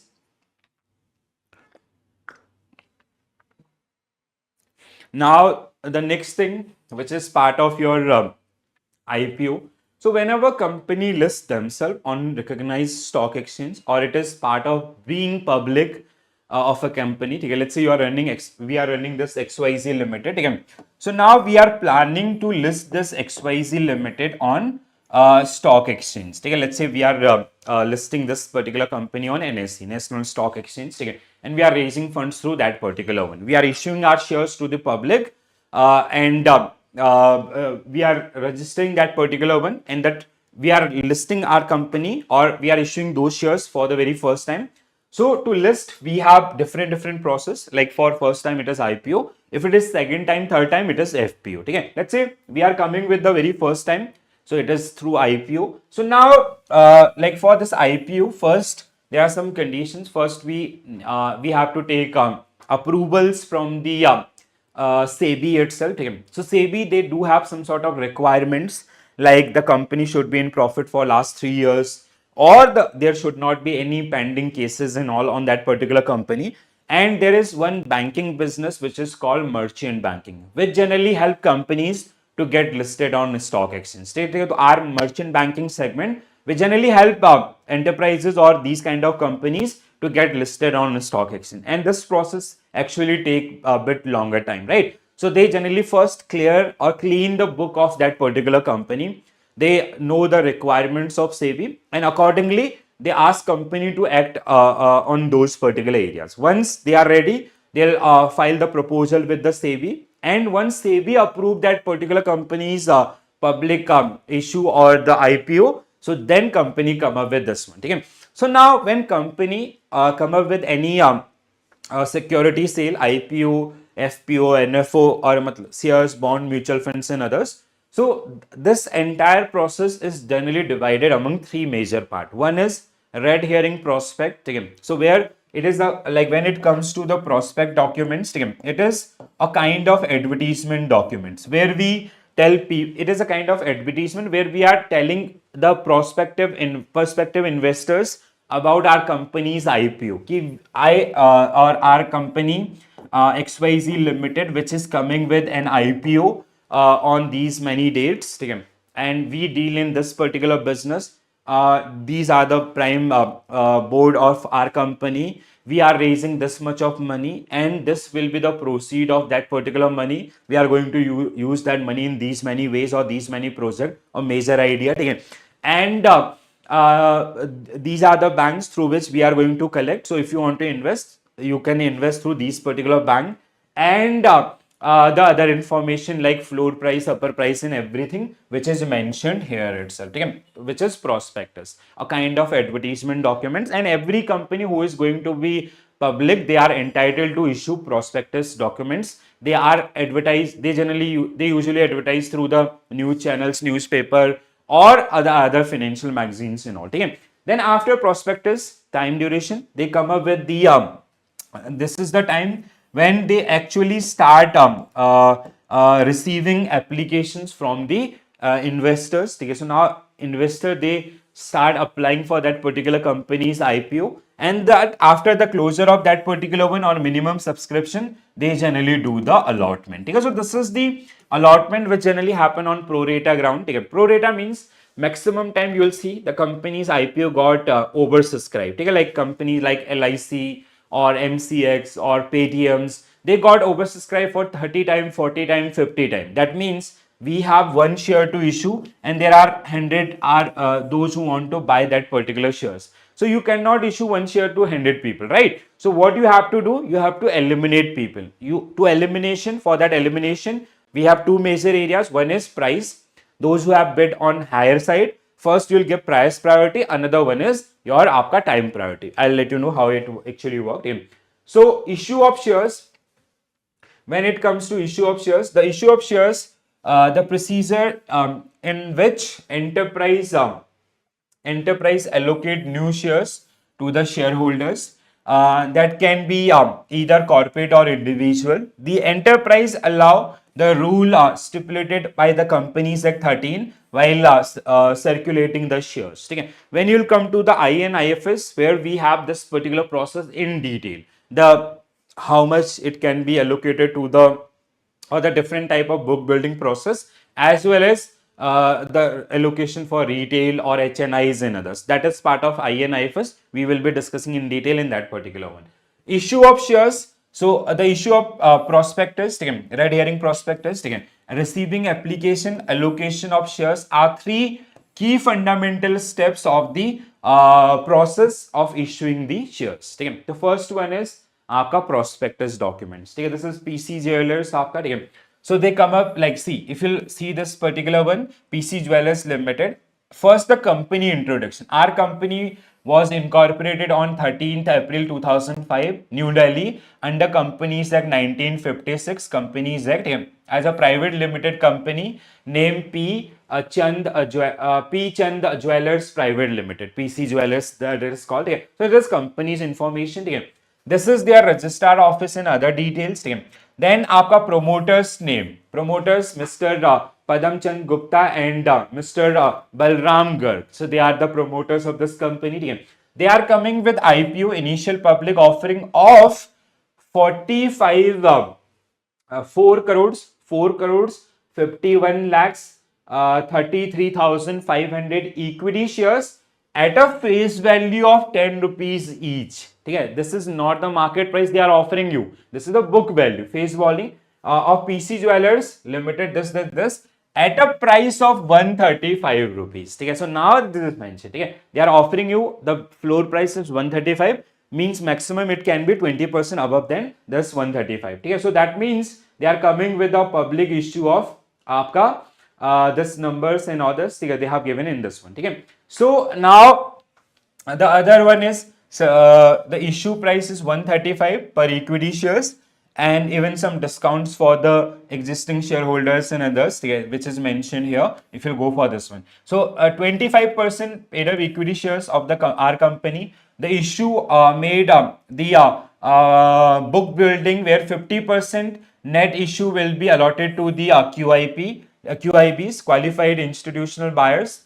Our company allocate 30% of the QIB portion to anchor investors, discretionary basis. Okay. Then आपका mutual funds and other 5% QIB this. So everything is as per the SEBI norms and all, which is mentioned here itself, right? So now even IPO gradings and others, everything, and these are the parties through which you can invest in this particular company. So this is something which is an advertisement documents which was circulated by PC Jewelers in the newspaper or in the news channels. So they can, investor, they can have some sort of awareness ki when this company's IPO is coming and what is the floor price and upper price and the other requirements. Okay? So that generally comes under this one. So first one, आपका prospectus documents. Hope this is clear to everyone. So when it comes to prospectus, it include company overview, as we saw in that one, management team, securities offered shares, use of proceed, where we are going to utilize that money, and other decision making information like date, floor price, upper price, and other things related to the company. Okay? So issue of prospectus. A prospectus is basically a formal and legal document issued by a body corporate which act for inviting offers from the public for subscription or purchase of any security. Every public company is entitled to issue prospectus.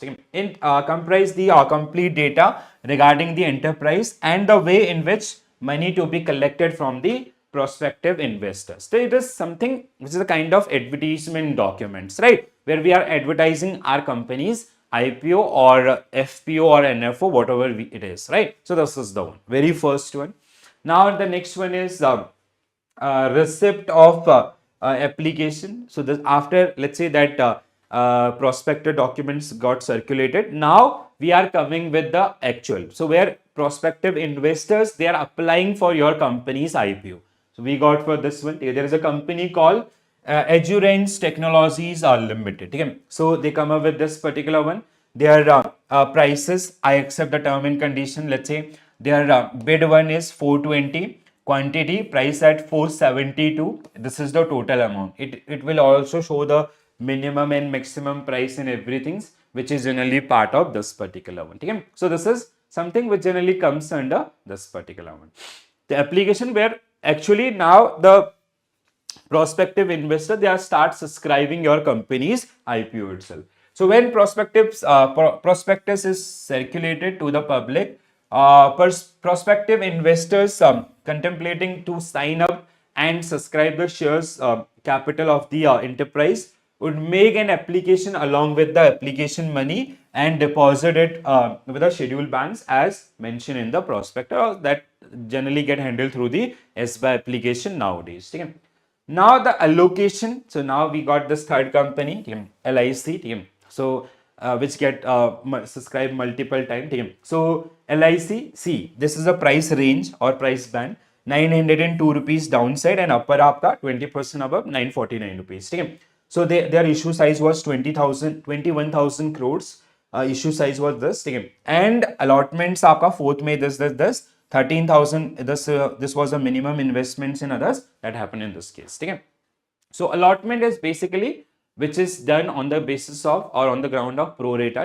It is something like most of the time companies IPOs, like company like LIC or any other company, they have a very good let's say they have, if they have goodwill, their goodwill is very high in the market. If investors are very bullish around those particular ones, so everybody want to purchase or invest in these kind of companies. So their shares got oversubscribed. Now how you'll do the allotment? On the basis of price time priority. How this pro rata grounds or price time priority work? Let's say we give priority to price and time. Price time priority or pro rata ground it is called here. So let's say our company shares got oversubscribed by 10 times again. So the oversubscription was 10 times, means we have one share to sell and there are 10 buyers to purchase this one shares.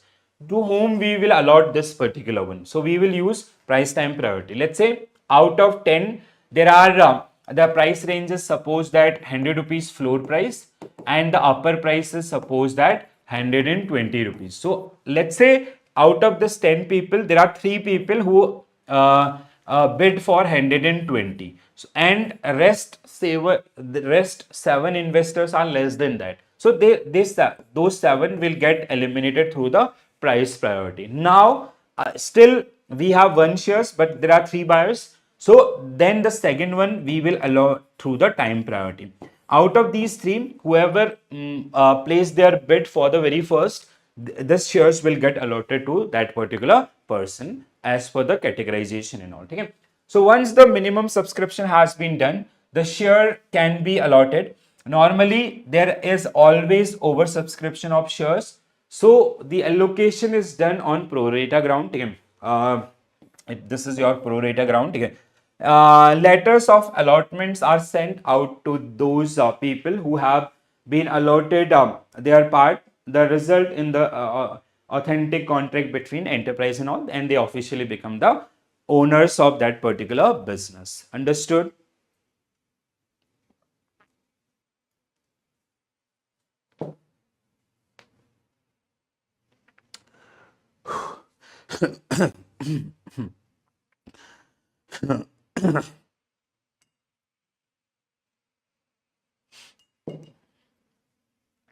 चलो next one आपका. So this was your listing. Now one small part, then we'll come to the practice. ठीक है?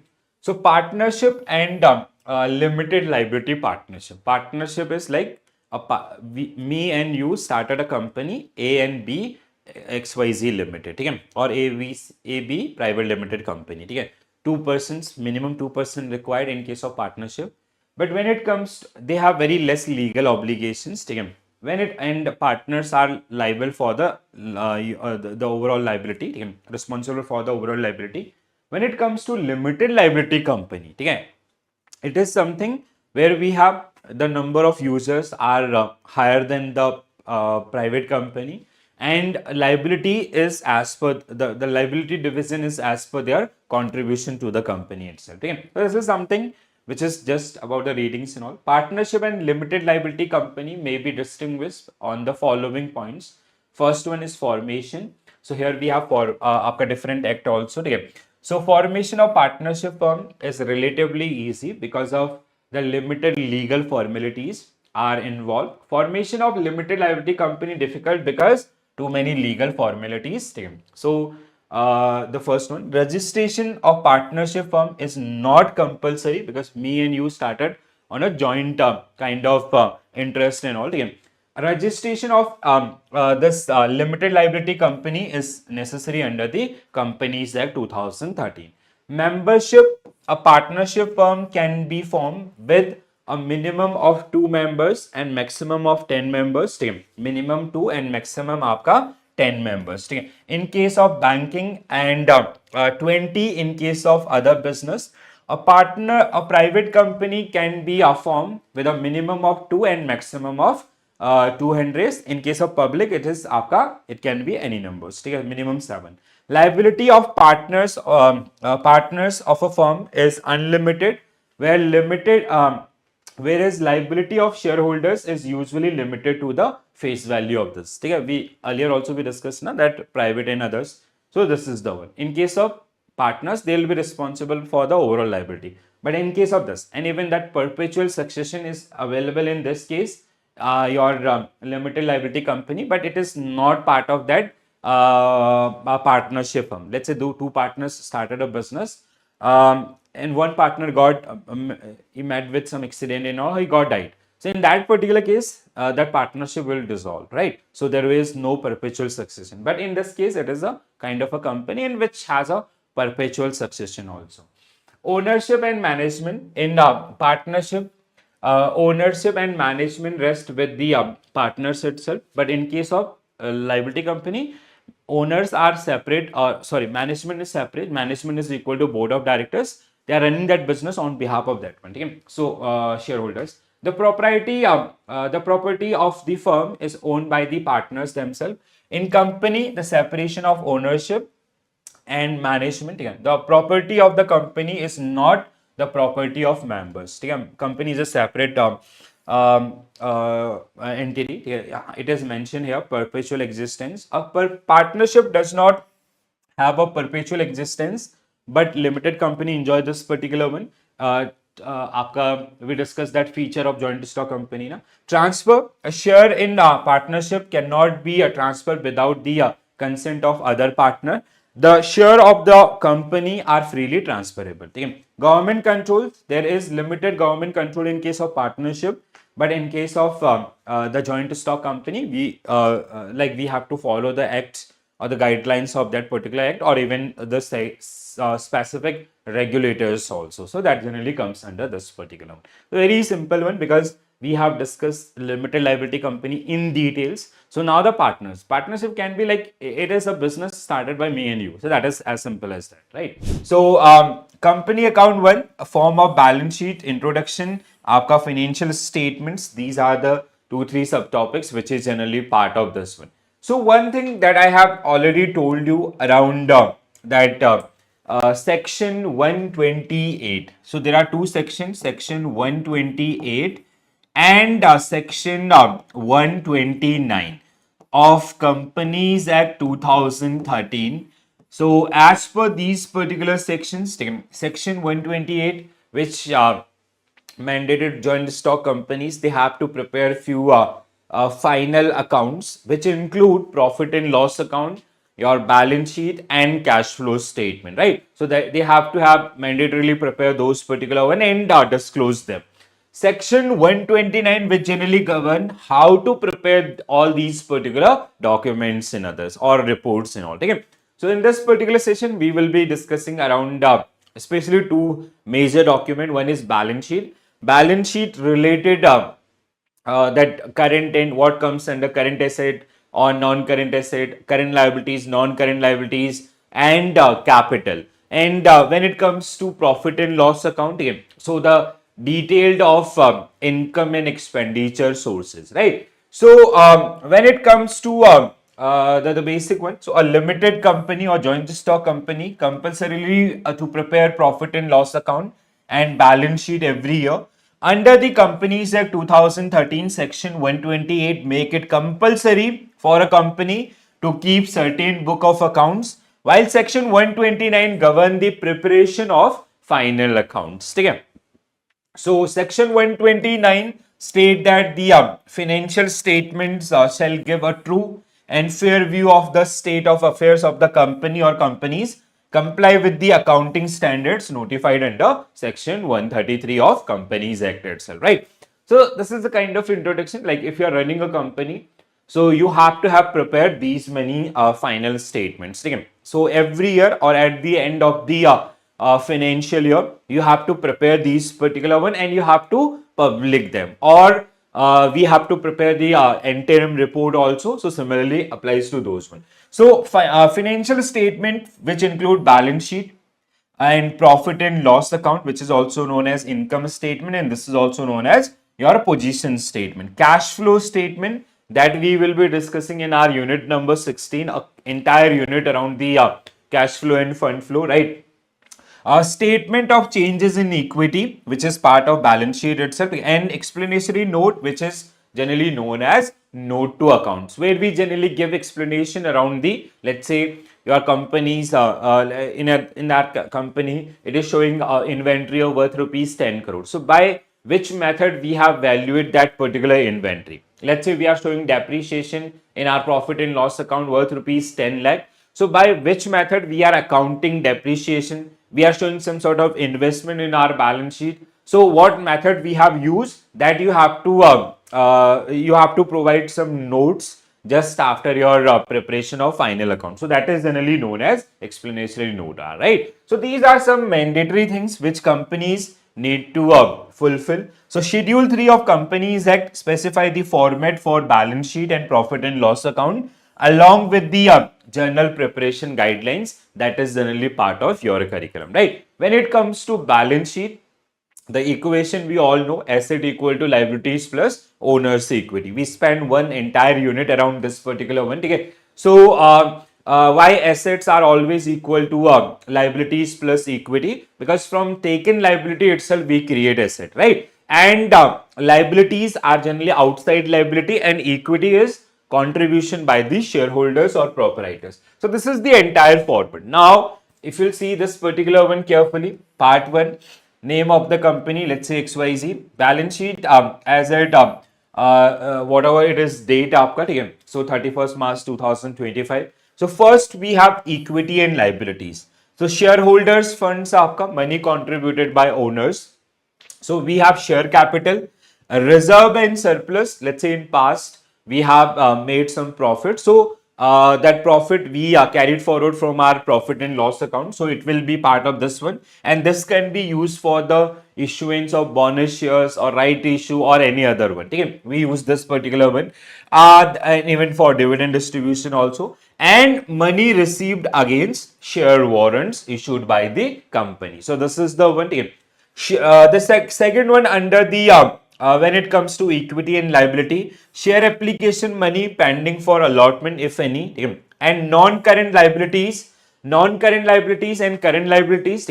Non-current liabilities means these are the liabilities which are generally payable more than 1 year, payable in more than 1 years, and current liabilities which are payable within 1 year, right? So this is the only difference. Like long-term borrowings, deferred tax liability, other long-term liabilities, long-term provision. We will be discussing all these particular one in detail in this particular one. I'll show you the one by one each and everything.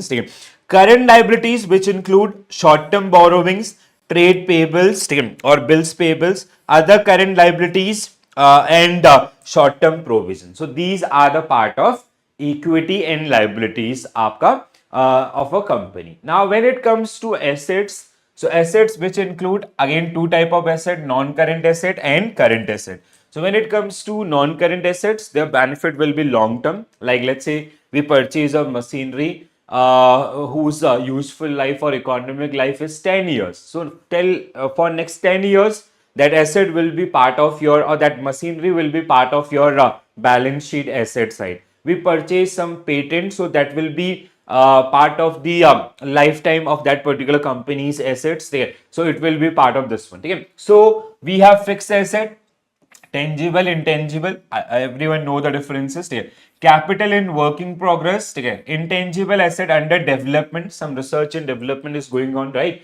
And we have non-current investments. आपका deferred tax assets, any receivables. Long term, when it comes to deferred tax assets or deferred tax liabilities, so here it is आपका deferred tax liabilities, non-current liabilities. So these are basically there is one unit in your curriculum itself in module D. We will be discussing this particular one in detail, but a general idea is while we prepare our books or final reports, these get prepared as per the Companies Act, and tax obligation or tax liabilities get decided as per Income Tax Act 1961. So there are some certain differences between these two. So sometimes while we recognize income by using Companies Act and recognizing same things by using Income Tax Act, there is some differences. Let's say your tax liability was 10 crore rupees and you have paid advance taxes of 12 crore rupees. So that remaining 2 crore will be part of your asset. Or if we have a reverse case or vice versa, let's say your liability was 12 crore, but during that particular period we have paid only 10 crore taxes. So this remaining 2 crore will be part of your आपका non-current liabilities, deferred tax liabilities, right? Apart from this, other non-current asset, current investments, आपका current assets which include current investments, inventories or stocks, trade receivables, cash in hand and equivalent, short-term loan and advances given basically to other companies, and other current asset. So this is the entire format which is defined under section 129 of Companies Act 2013 itself. And companies in India, while they prepare their final statement or while they prepare their balance sheet, they have to follow this particular one. All right, chalo. Now, one by one, we will be discussing all these particular heads. Okay? So, first one is general instruction for the preparation of balance sheet. First one is current asset. Now, it is something which is static, and I'll not suggest or recommend any sort of rectification for these kind of things. Just have a look, and with the practice, you will be able to remember or recall these ones. Okay? So, once you'll practice again and again, you will be able to identify. The only thing is like there are two aspects. One is assets, another one is liability. First, you have to make clarity around that particular one. The another thing is current and non-current. Okay? So current is basically if it is current liability which is payable within 12 months, like rent, utility expenses, or your bills payables or salaries. So they all are current liabilities. Okay? Or when it comes to non-current liabilities, which are payable in long term. Okay? They are portion of long term debt. Okay, so that is the game.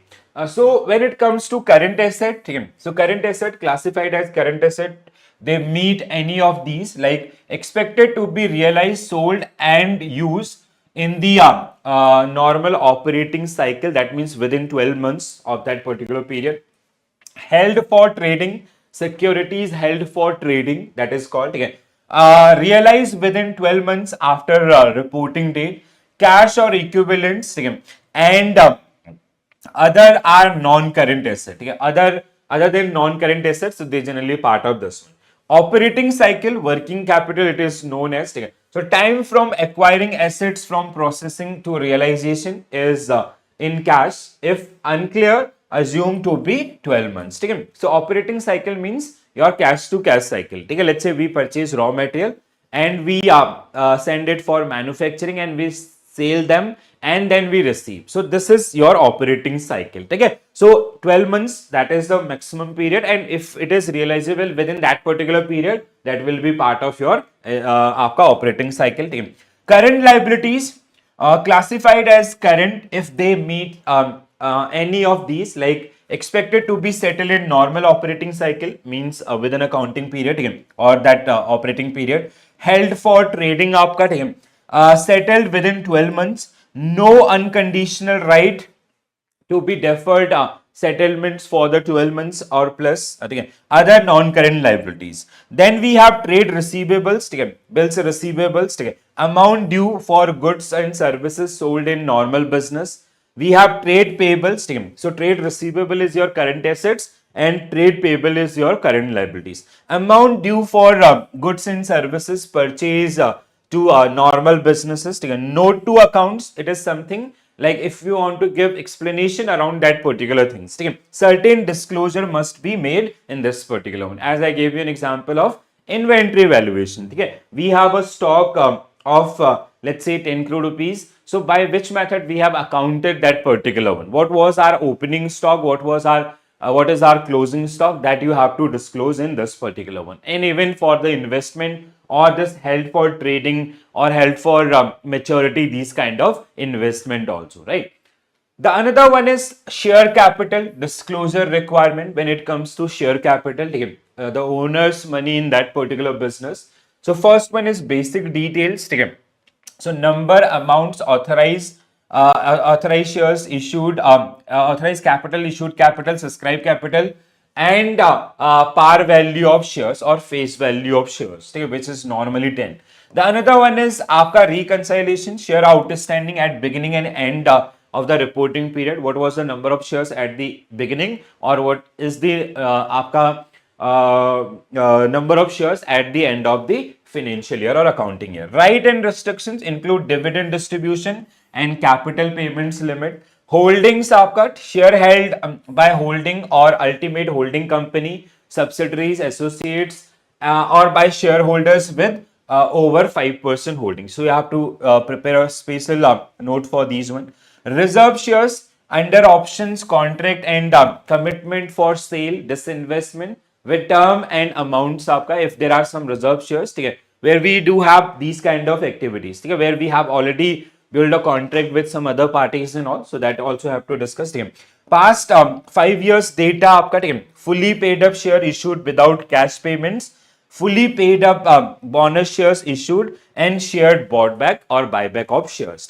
So you have to keep 5-year data for these kind of things also in case of your share capital.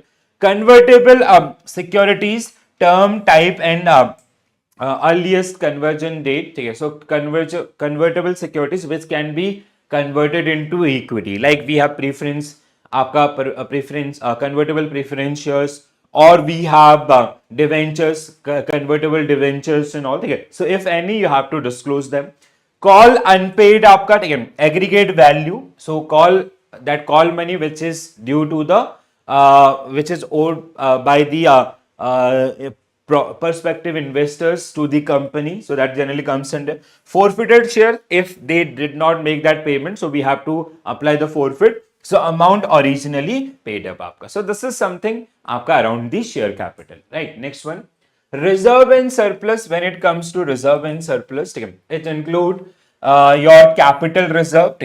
So money contributed by owners, or that unused money, or the overall. Let's say XYZ Limited gets started by Mr. X with 5 crore. So that is your capital आपका. Capital redemption reserves, if any. Redemption means buyback reserves. Securities premium reserve, I told you yesterday, we issue shares at book value of 10 rupees and we sell that particular shares at 500. So 490 is share premium, which will be part of this one. Debenture, similarly for debenture redemption, debenture buyback. Revaluation reserve, if any. Share option outstanding accounts and other reserve. So they are generally part of this particular. So you have to disclose reserve and surplus, which need to be further classified under these many heads. Then the next one is long-term borrowings. Long-term borrowings done by the company, which is part of your liability side and it is outside liability. So classification, long-term borrowings which include bond and debentures, term loan from bank or other financial institution, deferred payment liability, deposits, loan and advances related to parties, long-term finance lease obligation and other loan. Sub-classification as secured or unsecured with detailed of the security. So we have to do sub-classification and we have to mention around this, is it secured or unsecured, and the type of security like bonds, mutual or your aapka loan and others. Guarantees, if any, disclose aggregate loan amounts guaranteed by the director or others.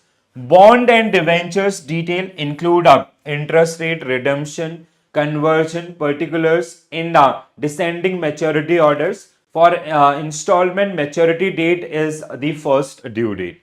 Like which is going to mature very first. That is the meaning. Redemption, bonds, debentures, disclose any that can be reissued. Repayment terms, आपका state repayments terms for term loan and other loans, and defaults आपका, if any, you have to disclose those particular one also. Then another one is other long-term liabilities, trade payables or others, if any. You have to specify them. Long-term provisions, provision for employee benefits like EPF, the others. And if others, apart from this, if we have anything, you have to specify. Short-term borrowings, which is आपका loan repayables on demand. So short-term borrowings, loan repayments on demands means within 12 months आपका, or any other form. Loan advances from related parties, deposit, other loan and advances. Sub-classification, secured and unsecured with detail of security, as we have in a previous case also. Guarantee, disclose the aggregated loan amounts guaranteed by directors, or default, so disclose that particular one. So this was this is around your short-term borrowings and that was around your long-term borrowing. So long-term borrowing, same thing. Similarly, you have to do the classification for short-term borrowings also. Other current liabilities, which include current maturities of long-term debt. Let's say we have issued, we have taken some loan. Let's say we have taken loan for 10 crore rupees for 10 years. Now this year you will make some payments, some portion of that particular debt. Let's say you made some EMIs. So that EMIs amount which you are going to pay, that is generally part of आपका current maturities of long term debt. Let's say during that particular period we paid EMI of 1 crore rupees. So that is generally part of this particular. Remaining 9 crore will part of your non-current liabilities. Current maturities of finance lease, obligation, finance lease are long term. So basically, let's say we have taken some asset on lease. So on behalf of that particular one, or in return, you have to make some payments. Let's say your office premises. So you have to pay some rent. So or some machineries and others. So you have to show in this particular one. Okay? Interest accrued but not due on the borrowings. Okay? Interest accrued but due on borrowings. Income, this is assets cases and all. Income received in advance and unpaid dividend, if any. So this is generally part of your other current liabilities. Then short-term provisions आपका ठीक है, provision for employee benefits and others, similar to your long-term provision, where we have long-term provision for employee benefit and other anything which you have to specify. ठीक है. Tangible assets आपका classification, like when it comes to tangible, which we can touch and feel. That means आपका property, plants, equipments, furniture, fixtures, vehicles and others, they are generally part of this. Asset under lease disclose separately for each classes. Then we have when it comes to short term provision, आपका tangible asset, any lease आपका which is like can be finance or operating, you have to disclose. Reconciliation, show gross and net carrying amounts at beginning and end of reporting period, including addition, disposal, acquisition, adjustment and depreciation or impairments changes, revaluation or write-off changes, if assets are revalued, written off or added, disclosure revise figures for 5 years after the change. Intangible assets आपका, when it comes to intangible asset, your आपका goodwill, patent, copyrights and others, ठीक है. So these are the intangible assets आपका, or other intellectual property rights and receipts and formulas, recipes or formulas, model, design, prototypes and others. So these all are intangible asset which you have to disclose. Non-current investments, ठीक है. So non-current investment, long-term investment means, ठीक है. So we have investment in property, equity, preference shares, government trust, debentures, mutual funds, partnership firm, other specified. Detail to disclose. So for each name of investee entity and indicate so where we have invested that particular thing in others, and indicate if it is a subsidiary, associate, joint ventures or controlled special purpose entity and others. So let's say if we own some like a stake in that particular one, let's say 30% stake, that means that entities are associate. So you have to disclose that particular one. Let's say we own 70%, 80% in that company, subsidiary, or even if it is a non-subsidiary or non-associate case, again you have to disclose that particular one. Okay? For partnership firm, disclose name of firm, partners or total capital of each partner share. Valuation, if not carried at cost, state valuation method can be used. Additional disclosures, aggregate amount and market value of quoted investment, aggregate amount unquoted investment, and this. So aggregate amount is like how much it is we have invested, and the revaluations thing of fair market value, what is the current market prices in the market itself. So unquoted investment is something आपका where like the prices are fluctuated on like high basis, the fluctuations or the volatility is high, and we have two cases, held for maturity or held for trading. Okay? So when it is comes to non-current, so it is held for maturity. So if it is held for maturity, that means we do not have any plan to sell that particular one. So you can go for these one. But if it is like held for your trading, so you have to disclose the values also. Okay? So long-term loan and advances, classification, capital advances, security deposit, loan advances to related parties, long-term loans and advances. Subclassification, secured considered good, unsecured considered good, and doubtful. Allowances for doubtful deposit, disclose separately. Special disclosures, loan advances due by the directors, officers or entities where they are partners, directors or members.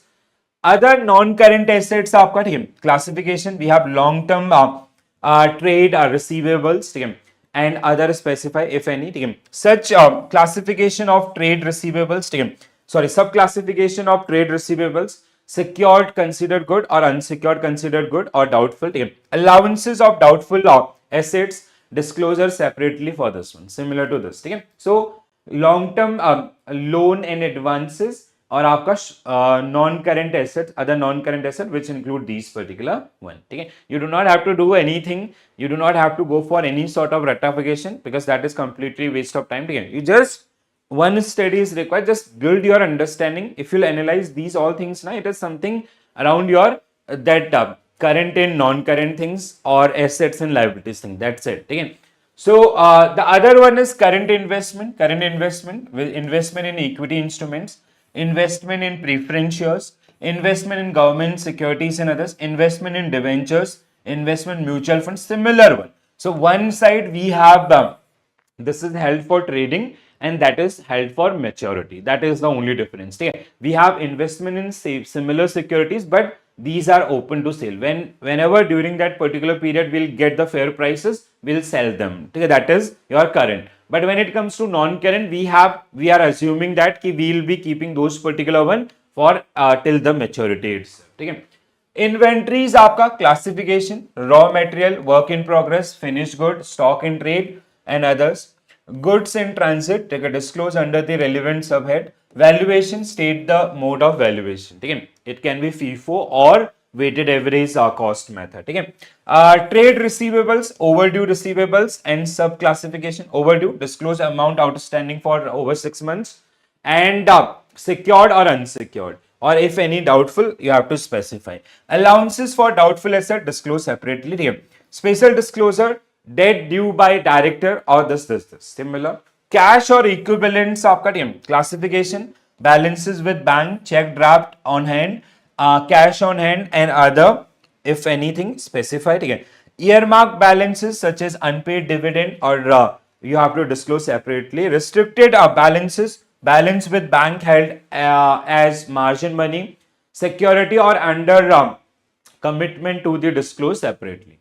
Then we have short-term loan and advances.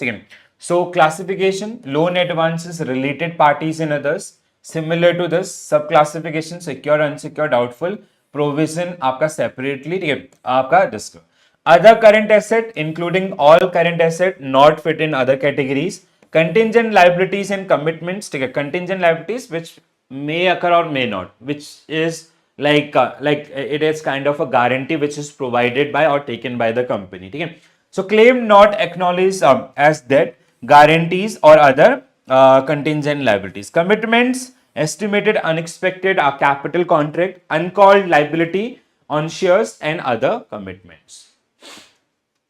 Then the final part आपका dividend, disclose proposed dividend amounts for equity and preference shares.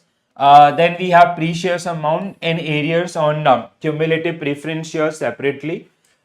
This is around the dividend things. Next one is securities issue proceed.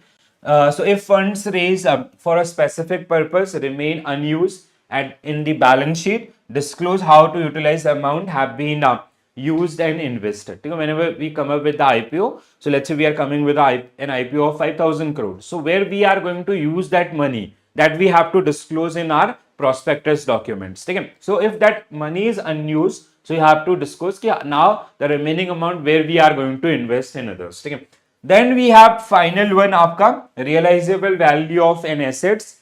So if board believe any asset other than fixed non-current investment are not fully realizable in the normal course of the business, disclose the fact also. Okay? So this is all about your all balance sheet. Eventually it comes to the assets and liabilities. Assets, current, non-current, liabilities, आपका current, non-current and shareholders funds. So those different heads and all. Okay? So my suggestion is like you do not have to watch this video again and again. Okay? Just what you can do, once you'll receive the notes also, your module wise I'm sharing, if you want to take printout, and even I have already uploaded the ebook also. If you want to take printout of those particular one also, that is also available. Okay? So we once you'll go आपका these particular notes na, you will be able to recall, and the best way is practice. Okay? If you'll practice these particular one again and again, you will be able to make the right answers or right choices out of given. Now the another part of this particular one, which is part 2, statement of profit and loss accounts. Okay? So for year ended, this 31st March and all, profit and loss account. By this, we get to know the net profit or losses made by the business during that particular period. So initial one, so far we have discussed around the balance sheet. Now similar, when it comes to आपका, though this unit is majorly 90% it is around the balance sheet, but they have given this particular one also in our short notes. We'll discuss that one. So when it comes to the profit and loss account, so revenue from operations first means आपका through sales, or this is also known as your gross sales. How we calculate gross sales? Hope you remember. It is net sales in minus cost of goods sold. How you calculate net sales? It is आपका your gross sales minus sales written minus any discount allowed by the business. How you calculate gross sales? Selling price into number of unit. As simple as that. So from your trading accounts, whatever gross profit we have made, that will be part of this one. Let's say we made a gross profit of 10 crore. So that will be part of this one, 10 crore rupees. Then other income in the form of dividend, commissions, or interest received by the company apart from the core revenue activities. Then आपका total revenue 1 plus 2. Then we have expenses. When it comes to profit and loss account, as I have told you in unit 13 itself, it include your आपका indirect expenses, because direct expenses already get adjusted with your cost of goods sold. Cost of goods sold is equal to your direct cost. Okay. Hope you remember those trading accounts formats, or आपका in trading account we get to know आपका gross profit. When it comes to profit and loss account, with the help of profit and loss account we get to know about the your net profit. How we calculate net profit? It is gross profit plus other income minus indirect expenses, right? So that is the one. So cost of these all are indirect expenses. Cost of material, purchase, stock in work, this employee benefit, finance cost, others and others. So these are the your indirect costs. Then we have extraordinary item. Then we have profit before tax, tax expenses, current tax and deferred tax if any. Then we have deferred tax can be आपका assets or it can be आपका liability also. Okay. Profit आपका or losses for the period from the continuing operations. Okay. Then profit or losses discontinuing operations, tax expense of discontinuing operations, profit losses for discontinuing operation if any. Profit losses for the period of this in this. Okay. Earning per shares आपका basis and diluted. Okay. So these things आपका discontinuation, let's say if you are running a business, you discontinued one subsidiary or associate, that is about this. Okay. Or you discontinued some operations of your business, that is about this. It is not necessarily will be part of every profit and loss account. Okay. If you have done such kind of things, so you have to disclose those particular one, right? So that is the one. So this is the entire things. So the provision of the part shall apply to the income and expenditure accounts. Refer to the subclause second of clause 40 of section 2 in like manners as they apply statement of profit and loss account. So in respect of the company finance company, revenue from operations shall disclose separately, like we have the next to next unit number 17, which is final account of a banking company. So in that case, like the entire format, this is something for a joint stock company, for a normal company.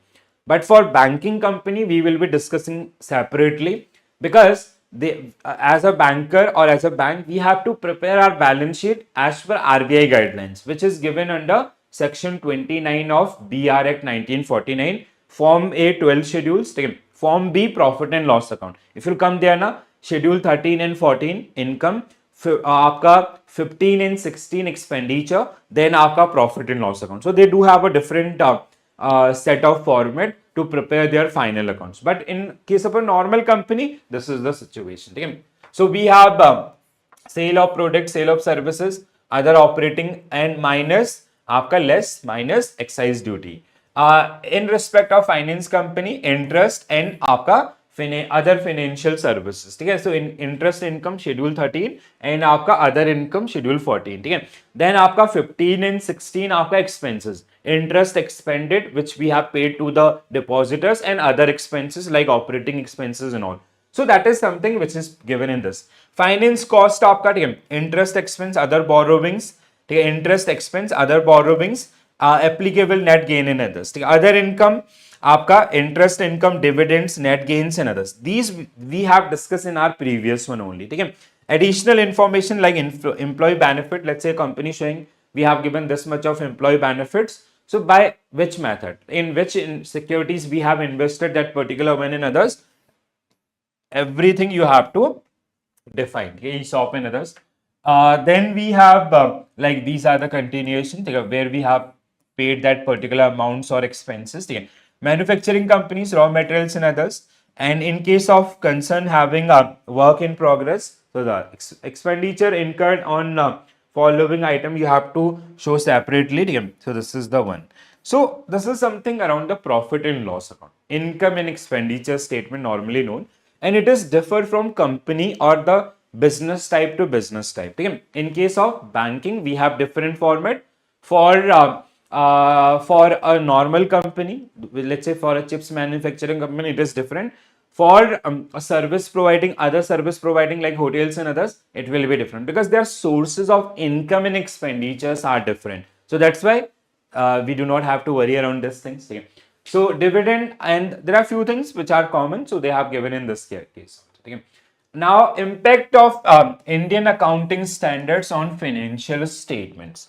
So Indian accounting standard 1, even आपका accounting standard 1, which made mandatory for आपका joint stock company to present 3 accounts. Similarly here also, right, is about presentation of financial statement. Indian accounting standard lists following as a complete set of statement. First, as per the account, you have to prepare a balance sheet. You have to prepare profit and loss account, change in equity, आपका cash flow statement, note comprising summary and others, आपका comparative information in respect of previous accounting period, a balance sheet as at the beginning of the preceding period when an entity apply an accounting policy retrospectively. Okay? So there are 2-3 different things from the आपका accounting standard 1 that initially I told you around na ki companies they need to prepare this one. So you have to add these one also. This get asked so many times for half marks. Please do remember this one. Okay? And this is all about your company account too. So when it comes to unit number 16, cash flow and fund flow statements. So we have component of cash flow, legal requirement of cash flow, then we have format and benefit of cash flow statement, fund flow statement, preparation of fund flow statement. Okay? So the difference between cash flow and fund flow is cash flow basically these are inflow and outflow of cash during that particular accounting period or financial year. But when it comes to fund flow statement, it is basically the sources of funds and the your application of funds. Okay? Basically, while you prepare the your fund flow statement, there are 2 financial years which are generally part of the that fund flow statement. Okay? The previous one, let's say 2024-25, and the current one 25-26. But when it comes to cash flow statement, it is generally part of that particular specific years. Let's say financial year 24-25. The beginning cash on hand at the beginning, at the end. But now when it comes to the preparation, so we have accounting standard 3 and Indian accounting standard 7, which made this journey a bit complex, right? So as per accounting standard 3 and 7, you have to prepare your cash flow statements, and they are further categorized among 3 different parts. These are your operating activities, financing activities, and investing activities, and the entire game is evolve around those 3 activities. If you know which activities belongs to operating activity or financing or investing, then game will be over. Very easy one. We will be make our understanding. So when it comes to accounting standards, we have these as per accounting standard 1 or your accounting standard 1 or Indian accounting standard 1. Okay? So companies, they need to prepare their final accounts or final reports, which include your first one is income statement, which is also known as profit and loss account. Yeah, profit and loss account, through which we get to know about the net profit or losses during that particular accounting period. Okay, the another one is balance sheet, which is also known as position statement. Okay. So when it comes to balance sheet, it is called position statement. Okay. So position आपका, we have equation asset equal to liabilities plus equity, right? This is the equation which we have already discussed. Now the third one is cash flow statement. Okay. So when it comes to the cash flow statements, okay, so we have to prepare cash flow statements as per the accounting standard, our accounting standard. So cash flow statements, okay, when it comes to cash flow statements, okay, so you need to prepare these particular one as per accounting standard 3, or when it comes to Indian accounting standard, it is आपका 7. ठीक है. Now, when it comes to cash flow statement, it is nothing. It is just आपका inflow and outflow of cash. So the sources from where businesses are basically making cash, ठीक है, the sources from where we are receiving cash, and the sources where it is going out. ठीक है. So, but these two accounting standards, they generally made our journey a bit complex. So they clearly stated कि whenever companies, they prepare their cash flow statement, they need to further categorize them among three activities. ठीक है, three operating activities, ठीक है, then financing activities, and then investing activities. So what, how you like, the format is something, आपका operating activities, total from operating activities, ठीक है, financing activities, total of that, and आपका investing activities, total of that. Then finally you have to do total of A plus B plus C. ठीक है, that means let's say it is A, this is B, and this is C. ठीक है, then this is the overall inflow outflow. Now what challenge you guys are going to face? You'll see they'll give you some entries. Let's say purchase, let's say we did purchase of raw material worth rupees 5 lakh. Okay. Let's say we did sale, let's say we did sales of rupees 12 lakhs. Okay. Now let's say we purchase machinery worth rupees let's say 10 lakhs. Okay. We purchase let's say we issue shares, issue shares during that particular period worth rupees 5 crores, and we have we have paid off loan, so paid a loan, term loans worth rupees 50 lakhs, and let's say we paid paid dividend, so paid dividends to shareholders, dividends to shareholders worth rupees let's say 1 crores. Let's say we did the salaries and others, salary and other expenses worth rupees, suppose that 50 lakhs. Now you'll get these kind of entries. So eventually these all are in and outflow. Like if you are paying salary, it is outflow, right? If you are paying dividend, it is outflow. If you are purchasing, it is outflow. If you are doing sales, it is an inflow. Okay?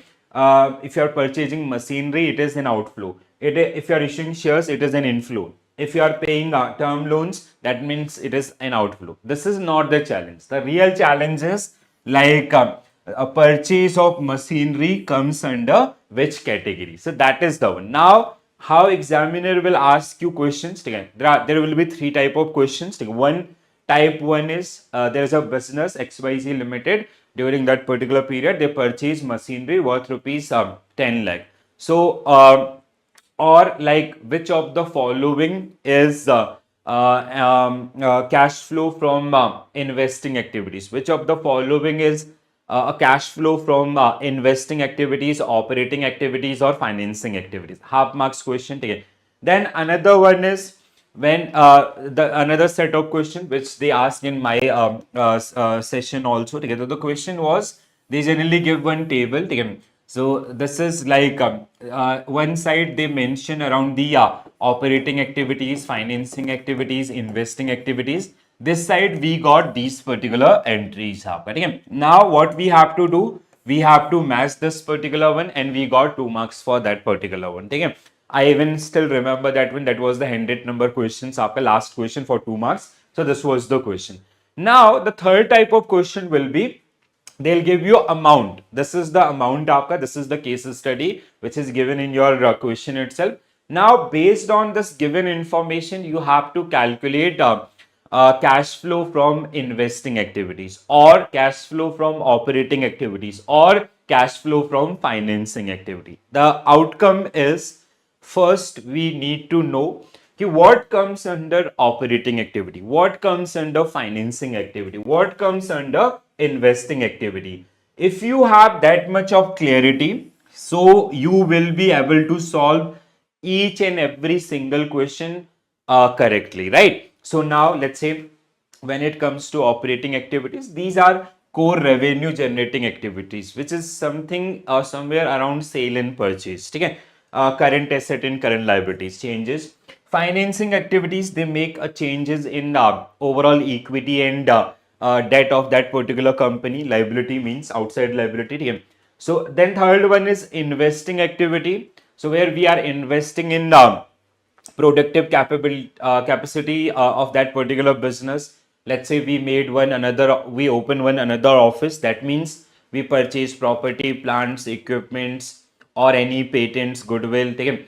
Or we sell our old plants, or we did investment in some other companies. So those all are your investing activities. Okay? So if it comes to this particular question, so salary, this is आपका operating activity. It is something related to operation. Paid dividends, it is your financing activity. ठीक है? It is an outflow. It is also an outflow. ठीक है? Your what was that? Purchase. ठीक है? Purchase of rupees 5 lakh. It is again operating activity and outflow. ठीक है? Operating activity outflow. Sales आपका operating activity outflow. ठीक है? Machine आपका, it is investing activity and outflow. ठीक है? Issue shares आपका financing activity and inflow. Paid term loans आपका financing activity and outflow. ठीक है? So there can be two type of question, two type of numericals. One is based on the given information, you have to calculate cash flow from operating activities. Now they are asking you only for operating activity, right? So if they are asking for only for operating activity, that means we need to find out which out of which can be categorized under the operating activity. So now we know operating activity outflow. Okay, then you have to eliminate this operating activity outflow. So the overall outflow is 55 lakhs. Operating activity outflow, okay. So 55 plus 12, okay. That means 67 lakhs. Okay. And so what will be your answer? 67 lakhs outflow. Okay. So the cash flow from operating activity is 67. No, we have, this is inflow, sorry. Okay. This is inflow. Sales is inflow, sorry. Okay. So sales is inflow. So your outflow is, now this is not the right answer. Okay. So outflow from operating activity is आपका, these are the outflows. The overall cash flow from operating activity, salary आपका 50 lakh outflow and purchase आपका 55 lakh is outflow. Out is how much? आपका 55 lakhs and in is how much? आपका the sales was 12 lakh. ठीक है? So 55 lakh minus 12 lakh, that is 37 lakh. So your answer will be cash outflow 37 lakh for this particular question. So, okay. So this is the one, or else they can ask you based on the given information, you have to calculate cash flow from investing activities. Okay. So investing activities, so we have investing activities one, okay.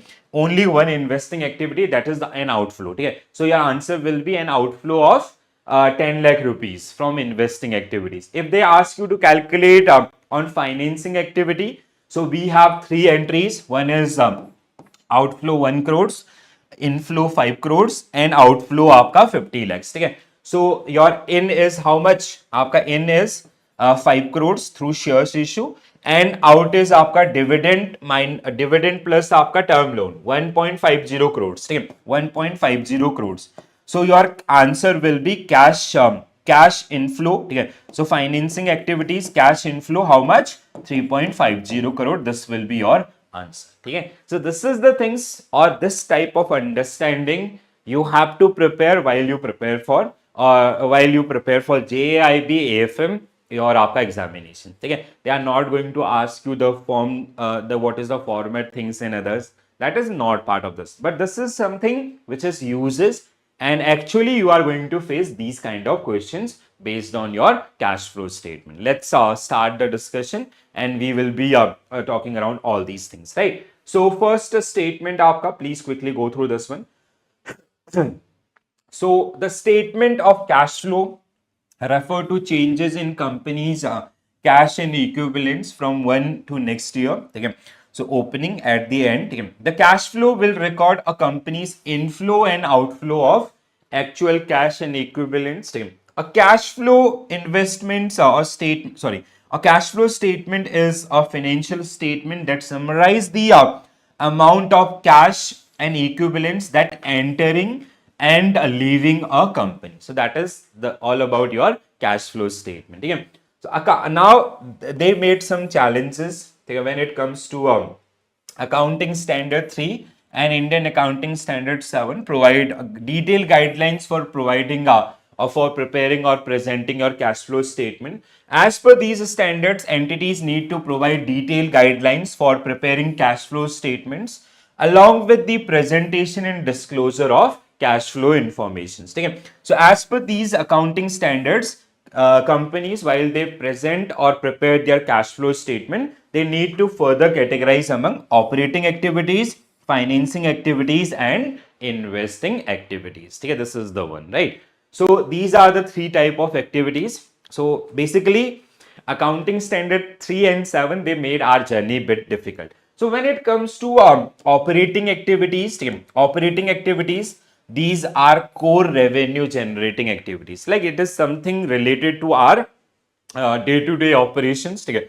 Or that means it is something related to your current assets and current liabilities, right? So let's say we did some purchase of raw materials or any other things. We did some sales, we purchased, we paid rent, we paid electricity bill, utility bill, or salaries and others. They all will comes under this one.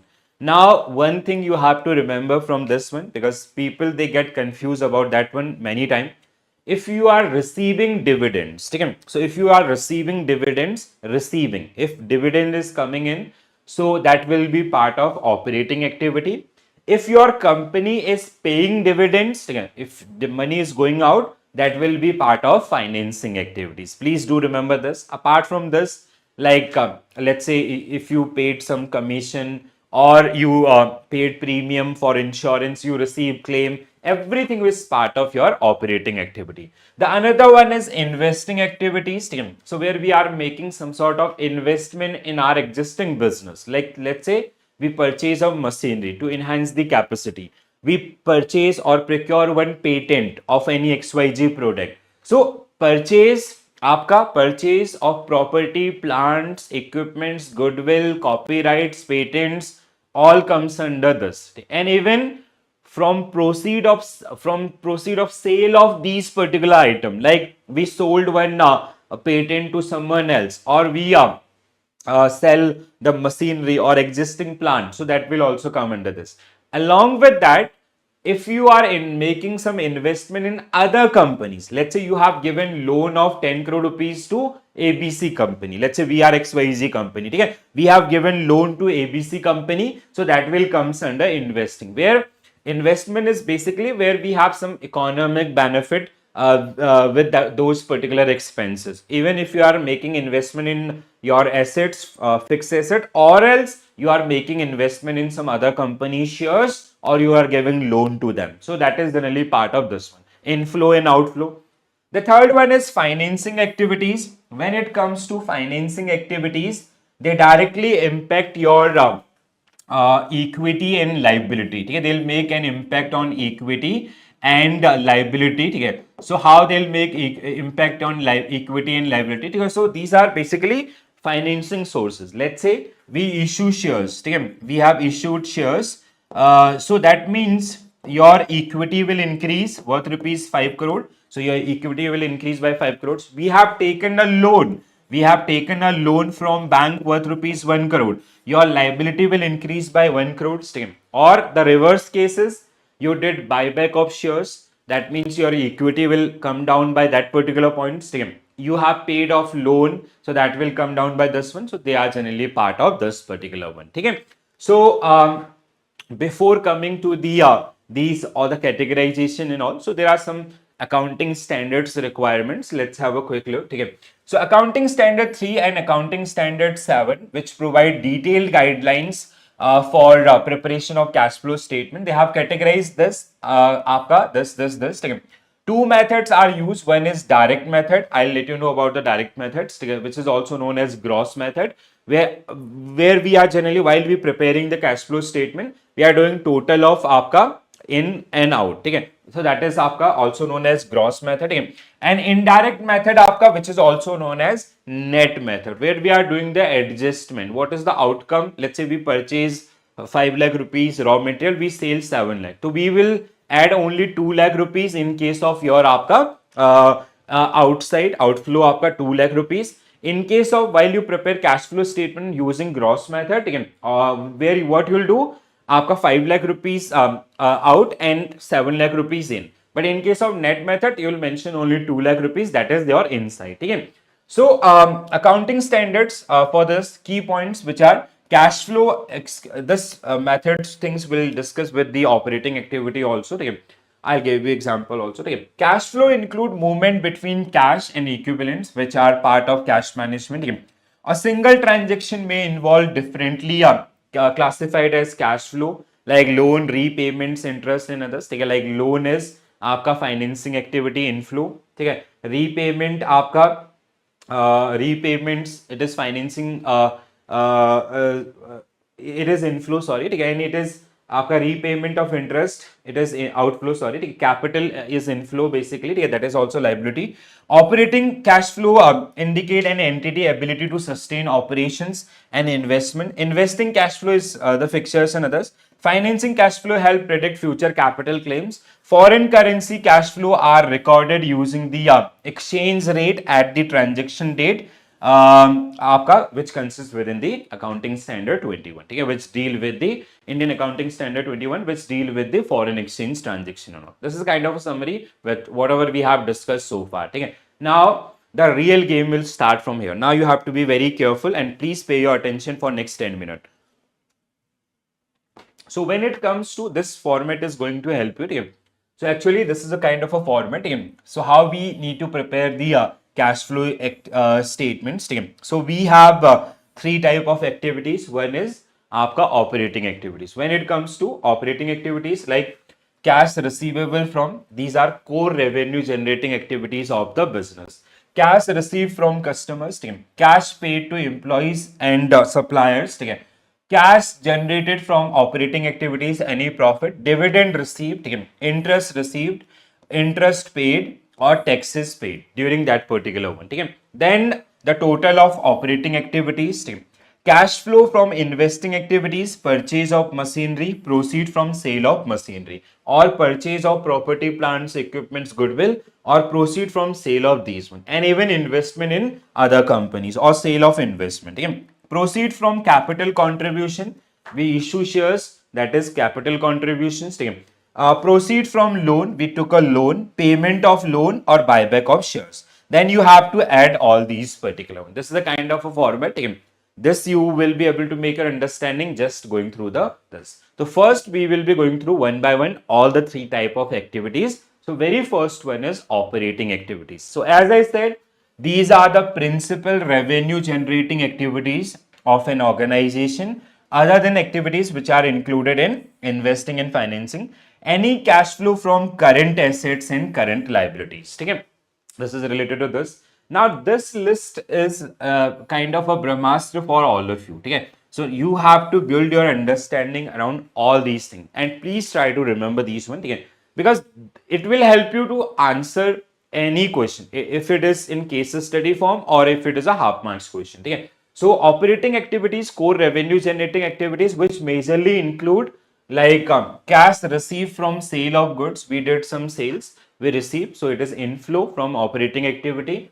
Cash payment of suppliers, outflow from operating activity. We have purchased some let's say raw materials and others, so the obviously you have some obligations, so you have to pay them, that is outflow. Cash receipt from royalty, fee, commission, dividends and others. Cash payment to or on behalf of employees like salary or the other taxes or the other obligations, or employee benefit. Cash receipt and payment of insurance entity for premium. If you are paying premium, it is an outflow. If you are making some claim on insurance, it is an inflow. So these are some core operating activities. You have to remember this particular. You have to basically, I never suggest you a kind of rectification, but if you practice things now, I have added so many questions in even this session only. So if you'll go through those particular one again and again, or if you'll practice that unit wise practice, so you will be able to make this particular. Maybe one for in first go you will because you can attempt or reattempt those particular one n number of times. Again, so this is the topic where you have to make like you have to attempt them again and again, because every time you'll attempt you will learn something or you will be able to recall and memorize all these. Okay. So operating activities, now I told you around that direct and indirect. So the difference of direct and indirect is, this is your direct method and this is your indirect method. What is the difference? So let's say if we are doing let's say we purchase the raw materials and everything's worth rupees 10 lakh. We made a sale of आपका 15 lakhs. Okay? So your purchase is 10 lakh, sale is 15 lakh. The variance or difference is 5 lakh. Okay? So if you will record this particular one in your operating activity, you will go for आपका purchase, you will add 10 आपका and then you will show sale of 15 lakh. But while you use the indirect method, this is your direct method. Again, while you use indirect method, you'll use the outcome of that particular transactions. Okay? So we made profit or losses or whatever the net amount is, that will be part of this one. Okay? So direct method, where major classes of gross, cash, receipt and payments are disclosed. In case of आपका indirect method, profit or losses is adjusted for the effect of transaction of non-cash nature, any deferrals or accruals of past or future operating cash receipt or payments also. This is very simple one. Okay? Chalo. Now the another one is investing activities. Okay? So when it comes to investing activities, as I told you, like this is something where we are building the capacity in the business. Okay? Let's say we are making we are expanding our business, we are opening a new office. Obviously you have to purchase machinery or the other things which is required to run that particular business. So that is something which is generally part of this one. Okay? And if you are selling existing plant, that means you will receive money, that is also part of this one. You have made some investment in the past, now you are selling those investments, so that is your inflow from investing activities, right? Any cash flow from the acquisition and disposal of long-term assets and other investments not included in cash equivalents. Okay? So majorly this is something around the property, plants, equipments or capital expenditures and all. Okay? So these are the major head. Now cash payment to acquire property, plants, equipments. Intangible means goodwill, patent, copyrights, trademarks or other long-term asset. Okay? Outflow, these all are outflow. Cash receipt from the sale of property, plants, equipments, goodwill, patent, copyrights. These are inflow from your आपका investing activities. ठीक है? Cash flow from sale of equity and debt instrument, of other entities in joint venture. This is not like, let's say if you are selling or if you are let's say if you are issuing shares of your own company, that is financing activity. But what is mentioned here, please be careful around this, because people get so many times confused around this. Cash inflow from sale and equity instruments of other instruments, like other companies. Let's say you are a XYZ company and you purchase shares of ABC company. that is an outflow from investing activities. You already own shares of Reliance and you sell those particular one during that period, so that is आपका inflow from investing activities. ठीक है?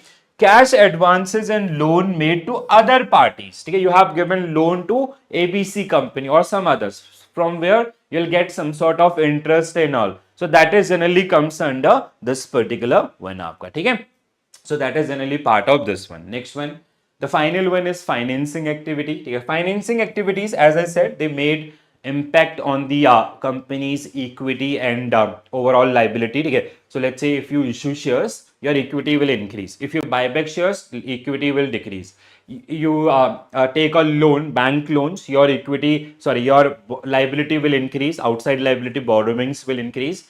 If you paid off that particular loan, your basically your debt will decrease, right? So financing activities include activities that result in change in size and composition of contributed equity and borrowings of the entity, right? How it is. So financing cash flow typically include cash flow associated with borrowing and repaying of bank loan. If you are taking loan, so that is your inflow from financing activities. If you are repaying, outflow from financing activity. Issuing and buyback of shares. If you are issuing shares, आपका financing activity inflow. If you are buying back them, obviously you have to pay them the investors back, so that is outflow. The payment of dividend is also treated as financing activity. When you are receiving dividend, it is an operating activity. But when you are paying dividends as a company, that comes under the आपका financing activity. ठीक है? So these are some major areas like cash proceeds from issuing of shares and other equity instruments like preference shares and others. Cash payments to owners to acquire or redeem, buy back the entity shares. Cash proceeds from issuing debentures, loan, bonds, mortgage, and other short-term, long-term borrowings. Cash repayment of amount borrowed. So these are the areas which are generally part of your financing activity. This is it. You have done with 90% of this particular topic. Now, before coming to the practice part, we'll quickly discuss the fund flow statement also, because one question sometimes they ask around that one also. But 90%, this is my personal experience, guys. Please believe on that. So you will be saying like 90% time, what I have experienced, they ask 3 marks question only on based on cash flow statement. Sometimes what they'll do, they'll ask you questions around the differences between cash flow and fund flow statement. So that also we have to take care. Okay? So when it comes to fund flow statement, so here we have two major areas. One is sources of funds, like what are the sources of funds, means equity and liability, and application of funds, where we have utilized that particular funds. So there are two statements, or there is a comparison between two accounting period or financial year, or two periods, where we are doing key from which sources we are getting money and where we are allocating that particular one, where we are utilizing that particular one. Okay? So the fund flow statement, two different meanings. One is the accounting purpose, while the other one is investment purpose. Okay? The fund flow record the movement of cash in and out of the company during two accounting period, which is missing here. Okay? So fund flow statement, sorry.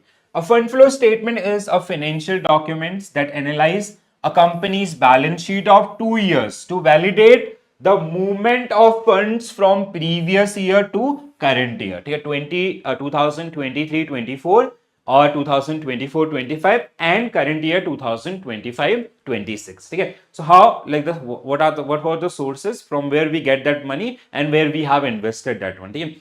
In another word, it compared the source of inflow and outflow of funds during the concerned accounting period and analyze how it affect the working capital of an organization. It is not a compulsory documents to prepare or disclose. You do not, this is generally used for the internal decision making and all. You do not have to publish on your website. But when it comes to cash flow statement, it is mandatory. You have to have prepare and you have to share with the shareholders or stakeholders. This is one format, guys. So fund flow statement आपका, so particulars आपका sources of funds from and the application of funds. Sources of funds like funds from operation means the profit which we have generated. So net profit. Then we have sale of fixed asset, sale of investment, issue of shares, debentures, long-term borrowings, decrease in working capital. These are the components of your sources of funds. Application of funds आपका ठीक है, loan from operations, ठीक है, loan from operation, payment of dividends, payment of taxes, purchase of fixed asset, आपका payment of loan, redemption, and increase in working capital. So this was the source and this is the application. So from where we get that money and where we have applied that particular amount. So that is your आपका fund flow statement. Okay? So this is given in your book itself. Okay? So sources of funds आपका long term sources, increase in equity. We have issued equity and through that we get some money. So increase in reserve, profit from operation and others, or securities premium. Increase in long-term borrowing, we have taken loan from some institution. Decrease in working capitals, we have decreased the workings in others. Short-term sources, increase in short-term borrowings, decrease in current asset. When it comes to uses, so uses of funds आपका long term, decrease in equity, आपका decrease in reserve, decrease in long term borrowings and increase in current asset. And short term, decrease in short term borrowings and increase in current asset itself.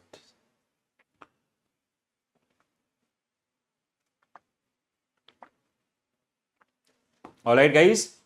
So this is something when it comes to your fund flow statement, it is showing how, like, what are the sources from where we are getting money and where we are using that particular. Okay? Source, application. Okay? This is the one. And we do comparison between 2 years. Like I got another chart on internet. So let's say ABC Limited, आपका. So this is statement आपका sources and this is application. ठीक है? So now this is 21-22 previous year and this is current year. ठीक है? Let's say it is 2024-25 and this is current year 25-26. ठीक है? So now these are the sources of funds. This was the status in this year and this is the status in this year.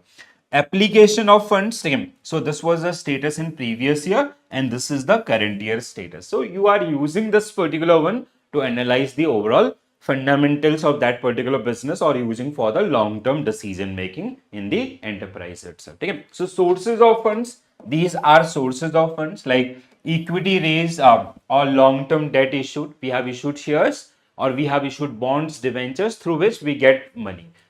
Sale of fixed assets or investment. Here we have investments in some companies, we sell them. Or we sold our fixed asset or that plant in others. Fund from operations, that revenue which we have generated and decrease in working capital. Similarly, application of funds, aapka, capital investment, we have made some investment in some other companies and others. Payment of long-term debt, we have paid off the long-term debt. Dividend distributions, aapka dividend and increase in working capital. Okay? So this is all about your fund flow statement. Now, the most important part which you will face maximum time in your examination, that is differences between cash flow and fund flow statement. Okay? Whenever they ask, like this is my 90% time they have asked, whenever they pick the fund flow statement, they generally ask the major differences between cash flow and fund flow. And most of the time it is for 1 marks or 2 marks. Okay? And here it is. And you will get the exact word also because it is from your book itself. Okay? So cash flow statements, it is integral part of financial statement which is mandatory in nature, right? And not mandatory requirements, not a part of financial statement. Cash flow from operating, financing and investing, we have this kind of segregation, but here we do not have any sort of segregation. Determine the cash position at the big end of the accounting period. Determine the changes in working capital through specified period or between two financial years. Use the cash system and it used accrual system. Cash system is when it is received, then we realize it is, we expect the future inflows also. Help in understanding the liquidity position of a business. It helps assessing the long-term financial strategy of that particular business. Okay? That is all about this. Okay? So final accounts of a banking company where we have these many subtopics. Okay? First, you do not have to worry around all after seeing these numbers. So basically, this is around the definition and function of banks. We all know. Okay?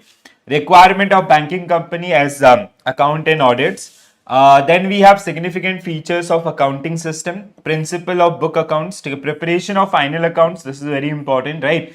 Then we have preparation of profit and loss account, and importance terms in balance sheet, disclosure requirement, disclosure prescribed by RBI, and implementation of Indian accounting standards. Okay, so these are some areas which are generally part of this one. And again, you can expect at least 2 to 3 marks question based on this particular unit. Most of the time, the question is around your balance sheet 12 schedules and profit and loss account 6 schedules. So that portion is the most important. And sometimes they'll ask you half marks or 1 marks question regarding the preparation and presentation of these final accounts and all. All right. So we will start with the basic introduction. So what is bank?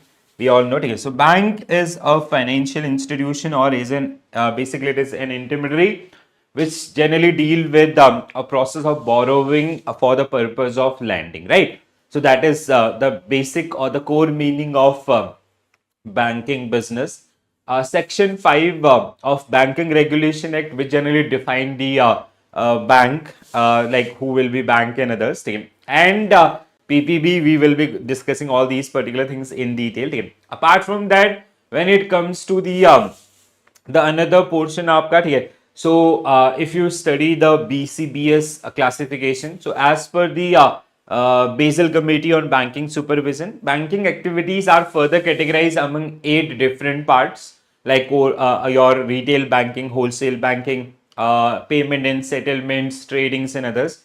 Risk-wise categorization, we have 3 books. One is banking book, which deal with loan and advances. Another one is your trading book, which deal with the tradable securities, and the final one is off balance sheet exposure, which generally deal with the guarantee work, like letter of credits and others, right? So a bank is a lawful organization, so which is like listed under the BR Act, and they have to follow RBI Act and the Companies Act also, that accept deposit in the form of CASA and RAFA deposit, and it provide loans or advances to the individual and businesses. Very simple one. We all know around this one. So a banking company is generally governed by the provision of Companies Act 2013 related to, once you start that particular one, first you have to start as a company, then you have to take RBI permission, or do you have to take banking license from RBI. RBI generally provide first in principle certification, then you have to go for the proper registration. Okay? Specify the Banking Regulation Act 1949. The Banking Regulation Act 1949 came into force on 16th of March 1949 as a result of the long felt need of regulation of the banking business in India, and interest of number of depositors and all. Okay? So this is a basic introduction.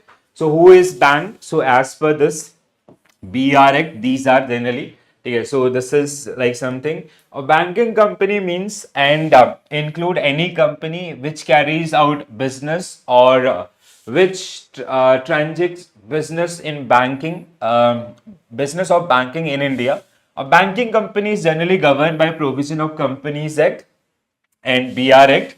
The Banking Regulation Act 1949, which came into force from this date. Okay. The existence of well-organized, regulated and efficient banking system is a prerequisite for the economic growth. That's why it is generally known as backbone of the economy. Bank are agencies responsible for mobilizing and channelizing funds in any economy. Major institution carrying banking business in India, like Nationalized Bank 1969 and 1980. So 2 major nationalization. Apart from that also we have others, like State Bank of India 1955. Foreign banks having branches in India. There are a number of foreign banks also. Cooperative banks, which generally act on the basis of Cooperative Societies Act. Regional rural banks 1976.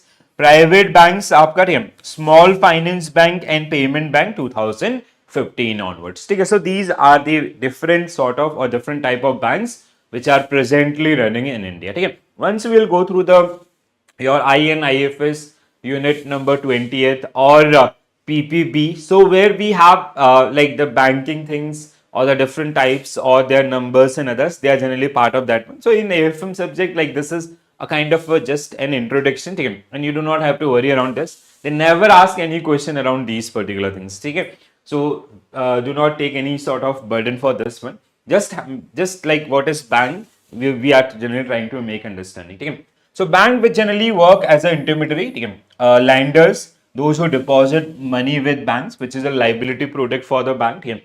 And borrowers, those who borrow funds from banks, and these are the assets product for the bank, okay? Let's say there's a customer who deposited saving accounts with your bank, so that is a liability product on the bank, okay? So bank, they made some sort of commitments, you have to fulfill those particular commitments. It can be aapka current, or it can be aapka like kind of term deposit and others, okay? Borrowers, they generally take loan from our banks, okay? And they are an assets. Basically those assets are going to provide some sort of income for the bank, okay? So, definition in functions, which is defined under Section 5 of Banking Regulation Act 1949, accepting deposit of the money from the public for the purpose of lending. Okay, that's why it is generally summarized as borrowing for the purpose of lending. Okay? So, it is defined under Section 5A, subsection A of BR Act 1949. Okay? So, this is when it comes to major functions of bank. So, they generally deal in two areas, take liabilities and asset. From taken liabilities, we create asset. So deposits, we generally accept deposit. It can be demand, which can be demanded by customer anytime. And term deposit or time deposit, which are generally for a fixed time duration. So when it comes to demand deposit, it include CASA deposit, current account and saving account.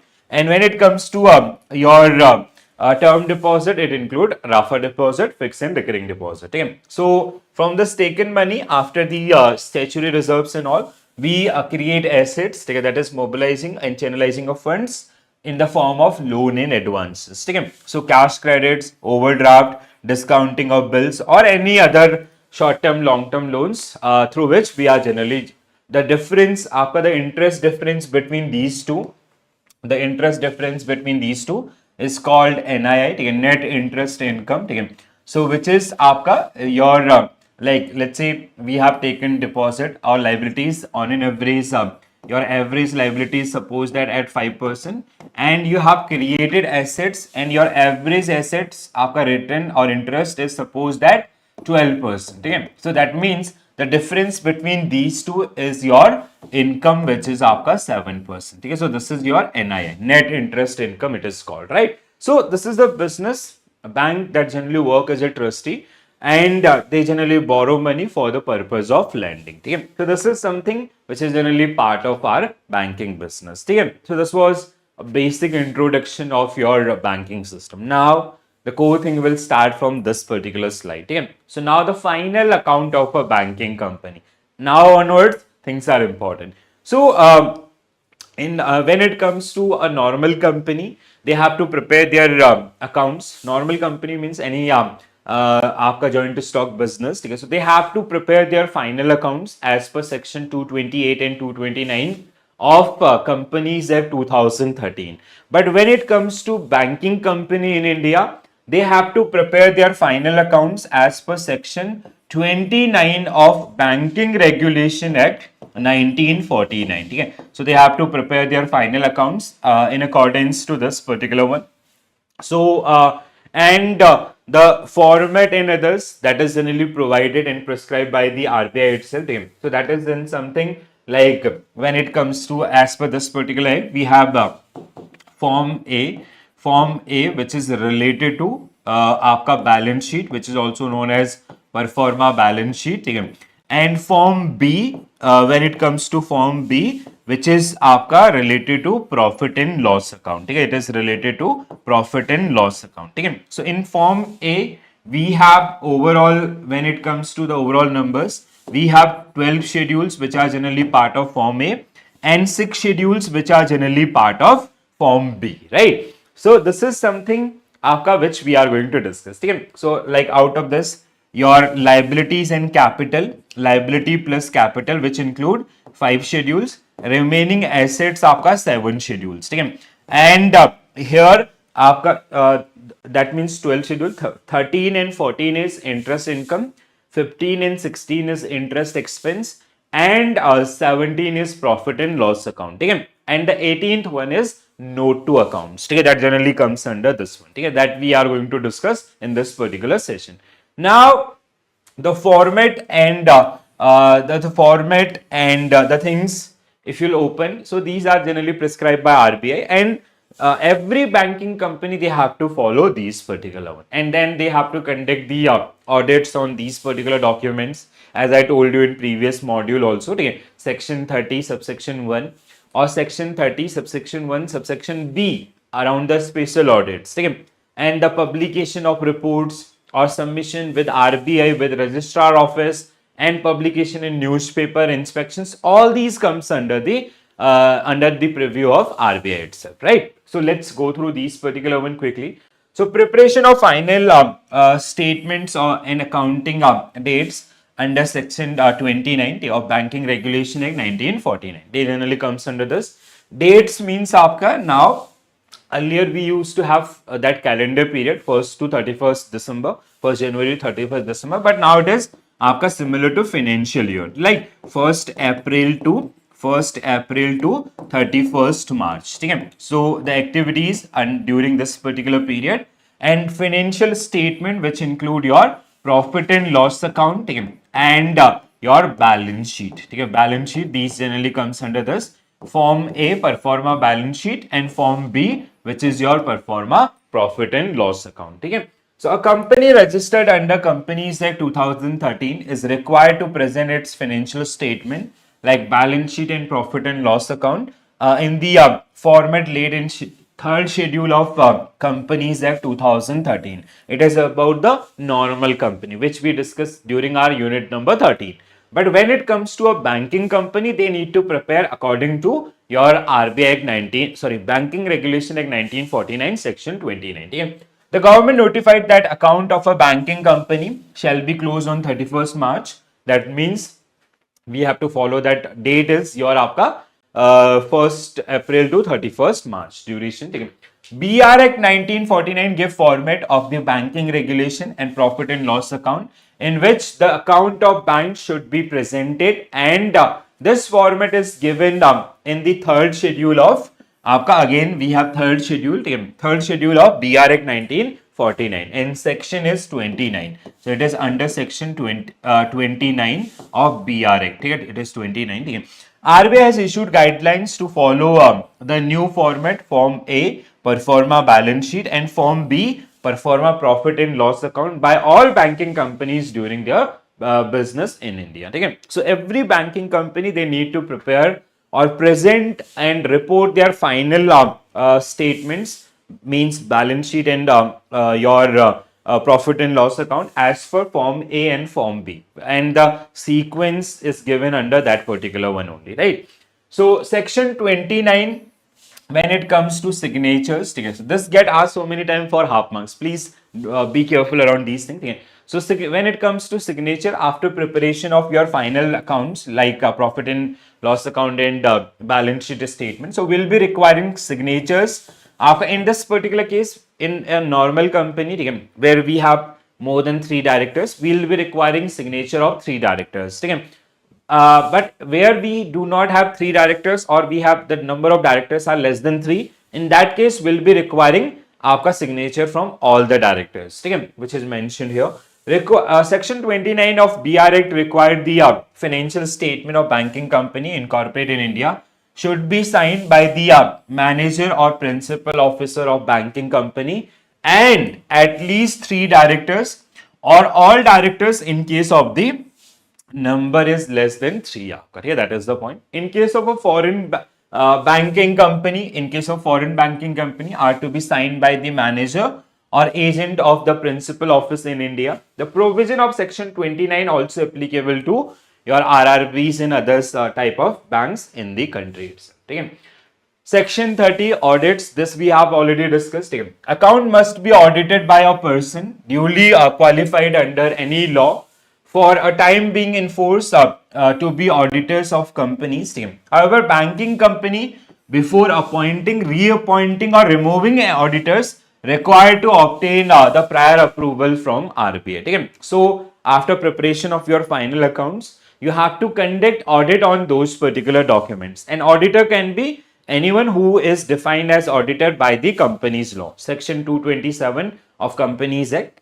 These are majorly your chartered accountants and all. Okay? They do have that particular rights. But before appointing, reappointing and termination of auditors, you have to take prior approval from RBI itself. Okay? Now section 31 आपका, section 31, and this is something which get asked so many time in your examination for half marks.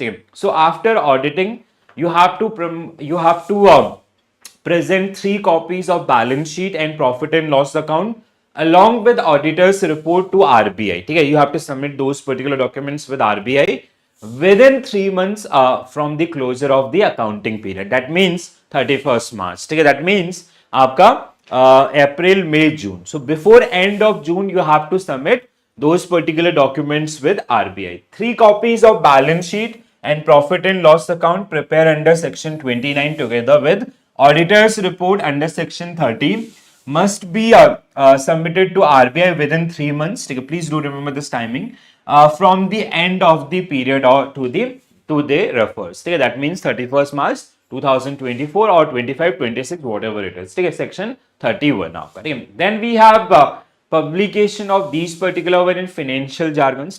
So you also have to publish those particular reports in the financial newspapers, especially where your headquarter is located. Let's say for SBI, their headquarter is located in Mumbai. So they have to have published those particular reports in the newspapers, especially in financial newspapers. So the shareholders, they can have access to those particular one. So it is mentioned under section 32. Section 32 of Act required banking company to furnish 3 copies of its annual and auditor's report thereon. It is about the registrar office within 3 months. So at the time 31 and 32 related to आपका submission of reports. 31 is submission to RBI. 32 is submission with आपका your submission with your registrar office within 3 months only. Similar to this one. That rule 15 आपका, I just misinterpret that one. Rule 15 which generally about the publication and all, it should be part of this one. Yes, Rule 15 of Banking Regulation Act, Companies Rule 1949 prescribe that account and auditors report shall be published in newspapers circulating in place where banking company has its principal office, means head office, within 6 months from the end of the period to which they relate. Okay? So few things. First, you have to prepare your final accounts as per section 29. Then section 30 आपका you have to conduct audits. Section 31 you have to submit with RBI within 3 months along with auditor's report. Section 32 you have to submit with registrar office along with auditor's report within 3 months. Section Rule 15 of Banking Regulation Act Companies 1949 you have to publish in newspaper within within 6 months or 180 days. So this is like must at least within your head office areas. Okay? Newspaper circulating during around that head office, you have to have published those particular one. Okay? So preparation of final financial statement and accounting dates. Okay? So banking regulation, balance sheet and profit and loss account to this particular formats, and the format is आपका balance. Okay? So this is a basic introduction. Now the real game will start. Okay? So as I told you, banking companies, they have to prepare their final accounts in accordance to section 29, and the format is given by RBI. Okay? Form A, performa balance sheet. Form B, performa profit and loss account. In total, we have 18 schedules. These 18 schedules, like in case of your balance sheet, we have 12 schedules. Profit and loss account, which contain remaining 6 schedules. Okay? So now we will be discussing all these particular one by one. All the 18 schedules आपका one by one. Okay? So this is the format. If you open balance sheet of any banking company in India, you'll see the similar one. Okay? So preparation of balance sheet, third schedule. Form A, form of balance sheet as on 31st March 2024 or 25. Okay? So first we have capital and liabilities, which contain 5 schedules. Capital, capital is like the money contributed by owners. In nationalized bank, we have contribution from governments, or in private bank, it is from the private. We will be discussing all these one by one in detail. Then we have reserve and surplus. The reserve and surplus is something, it can be securities premium or the profit of previous years and others. Minorities interest 2A आपका any associates and others. Deposits from the customers, borrowings from India or outside India, two type of borrowings, other liabilities and provision. First 5 schedule related to your capital and liabilities. The another one is assets, remaining 7 schedules. Cash and balances with RBI in the form of CRR also. Schedule 6. Balances with bank and money at call in short notice. Call is which is receivable within overnight, and आपका short notice आपका up to 14 days in others. ठीक है. Investments आपका investment in other companies or gold and others. Advances given to the customers, fixed asset, property, plants, equipments or intangible including goodwill, patents, other assets. Goodwill on consolidations, debit balance of profit and loss accounts. Here this is the one. Okay? So these are the 12 schedules. Then after this we will be discussing the form B, which is form B is आपका third schedules. Profit and loss account. Profit and loss account for year ended 31st March 2025. Let's assume. Okay. So we have 6 schedules. First one is income. Then expenditure. Income, we have two sources of income for bank. One is the major source is interest income. So interest income on our assets. Then other income like dividend, commissions and others. Then we have expenditure, two major sources of expenditure. One is interest expended. We have taken deposit. So we have some liabilities. We have to pay off those particular one. 15 and operating expenses like office, utility, rent, electricity, staff salary and others. Provision and contingencies and total. Then we have profit and loss account 17. And after 17 we have 18, which is note to accounts. Note to accounts which contain note about your all these previous 17 schedules. Okay, let's say we are showing some sort of inventory or we are showing some sort of investment. Okay. So those investment are held for maturity or held for trading or any other specifications which will be mentioned under these particular one. Like you do not have to remember this one, just for a kind of thing. So note to account schedule 18 like capital. What is the contribution of capitals? Let's say we have 5,000 crore rupees capital. So what is the further bifurcation of that particular one? Like let's say we have investments, how we are doing the valuation of that investment, derivatives, asset quality, this. So they generally comes under this particular one. Even any penalties made by RBI during that period, you have to disclose. It should be here.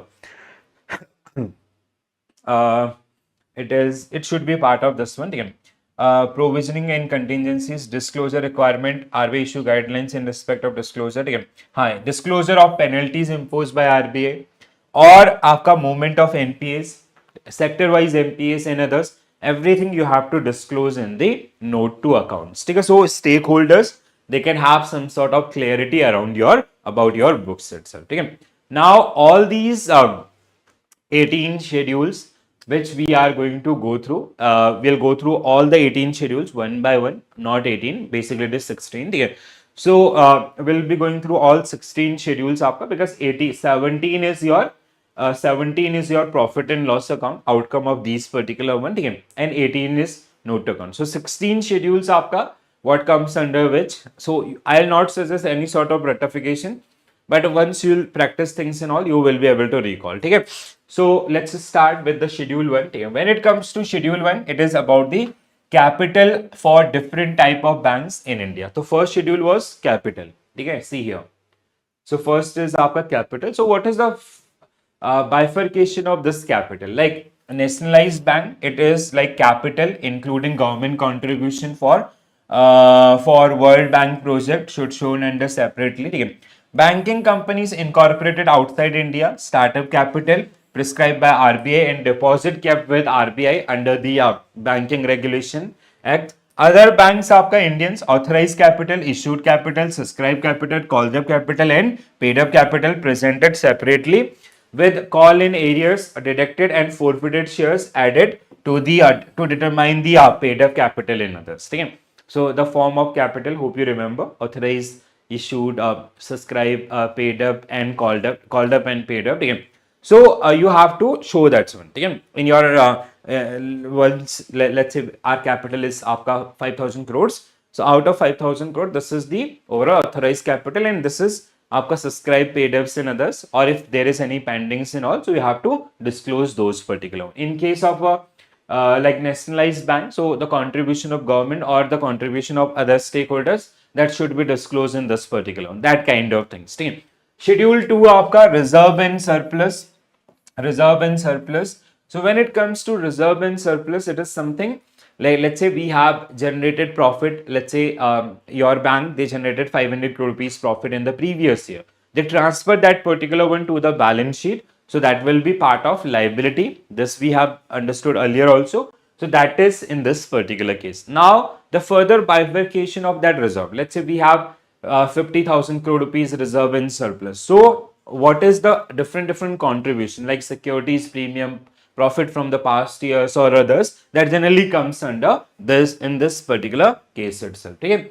So statutory reserves, we have reserve created under section 17 or other sections of BR Act must be separately disclosed. Capital reserves, securities reserve means aapka, statutory reserve means aapka like CRR, SLR and others. Okay? Then we have capital reserve, exclude amount free for profit or loss distributions. Surplus on revaluation of investment, fluctuation reserves and others. Share premium, आपका premium on shares, capital issuance and may be shown under this. Premium, this is something like we issued shares during that period. We issued shares of let's say 500 crore rupees, but the book value is 5 rupees, 10 rupees, and we issued shares on 100 rupees. So that 90 rupees will be part of this particular one. Okay? Revenue and others reserve from the past, whatever we have transferred from our profit and loss account. Balance of profit, shown profit after the appropriation. Appropriation means the distribution of money. Okay? Profit and loss appropriation account is all about the distribution of the profit or losses. Okay? Let's say during a particular financial year, you made a profit of 100 crore rupees. Then we'll do the distribution.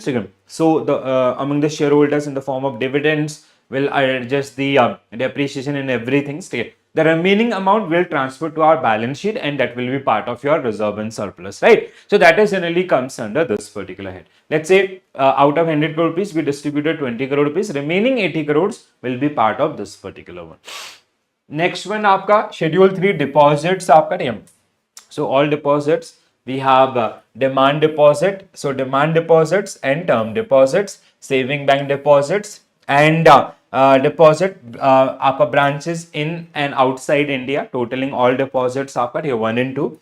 So notes, accrued interest goes to other liabilities, mature deposits treated as demand deposit and all. Okay? So this is something, the deposit which we generally take from the customers. Okay? That will be part of your liability, and they are generally comes under schedule 3. आपका schedule 4, आपका schedule 4, it is not deposit, it is borrowings. Okay? So we have to correct this one. Schedule 4 is around the borrowings. Schedule 4 is about the borrowings. Schedule 3 is deposit. Schedule 4 is borrowings. Okay? So we have, as a bank, we can borrow from two major sources, आपका domestic or international. This get asked so many times. Please do remember this. Okay? When it comes to within India, we have three sources. आपका borrowing from RBI, other banks including cooperative banks, other institution and agencies like DFIs and others. Okay? Exim banks and others. So our bank, they generally borrow. They usually borrow money from three different sources within India. Outside India, it can be from any other banks. So borrowing outside India include borrowing of Indian branches, abroad or foreign branches. Now you have to remember this. So there are two major sources within India, outside India. Within India, we have three sources. आपका other bank, RBI, and the other financial institutions categorized as DFIs. And outside India, it can be any other source. Okay? So that comes under schedule 4, which is deal with the borrowings. Next, schedule 5, which is deal with the other liabilities and provisions. Okay? So bills payable, if any, facility for remitting funds by a bank draft, telegraphic transfers, pay orders, uncashed draft and others, inter office branches adjustments आपका demand draft and others, to present a net difference from incomplete transactions recording between branches or branch head or the offices. ठीक है, shown only the net position in this particular case. Next one, so first 5 schedule around the आपका outside liability and capital, ठीक है, capital and liabilities. Now the remaining 7 schedules 6 to 12 which are generally part of asset side. So schedule 6 आपका, which is the now the asset side will start. I'll mention here so you won't get confused. Okay, assets which start from 6 to 12 आपका, ठीक है, 6 to 12. So first one is आपका schedule 6, cash and balances with RBI in term of CRR and others. Cash in hands including foreign currency, balances with RBI in current account, in other accounts including cash in hand in foreign branches and others.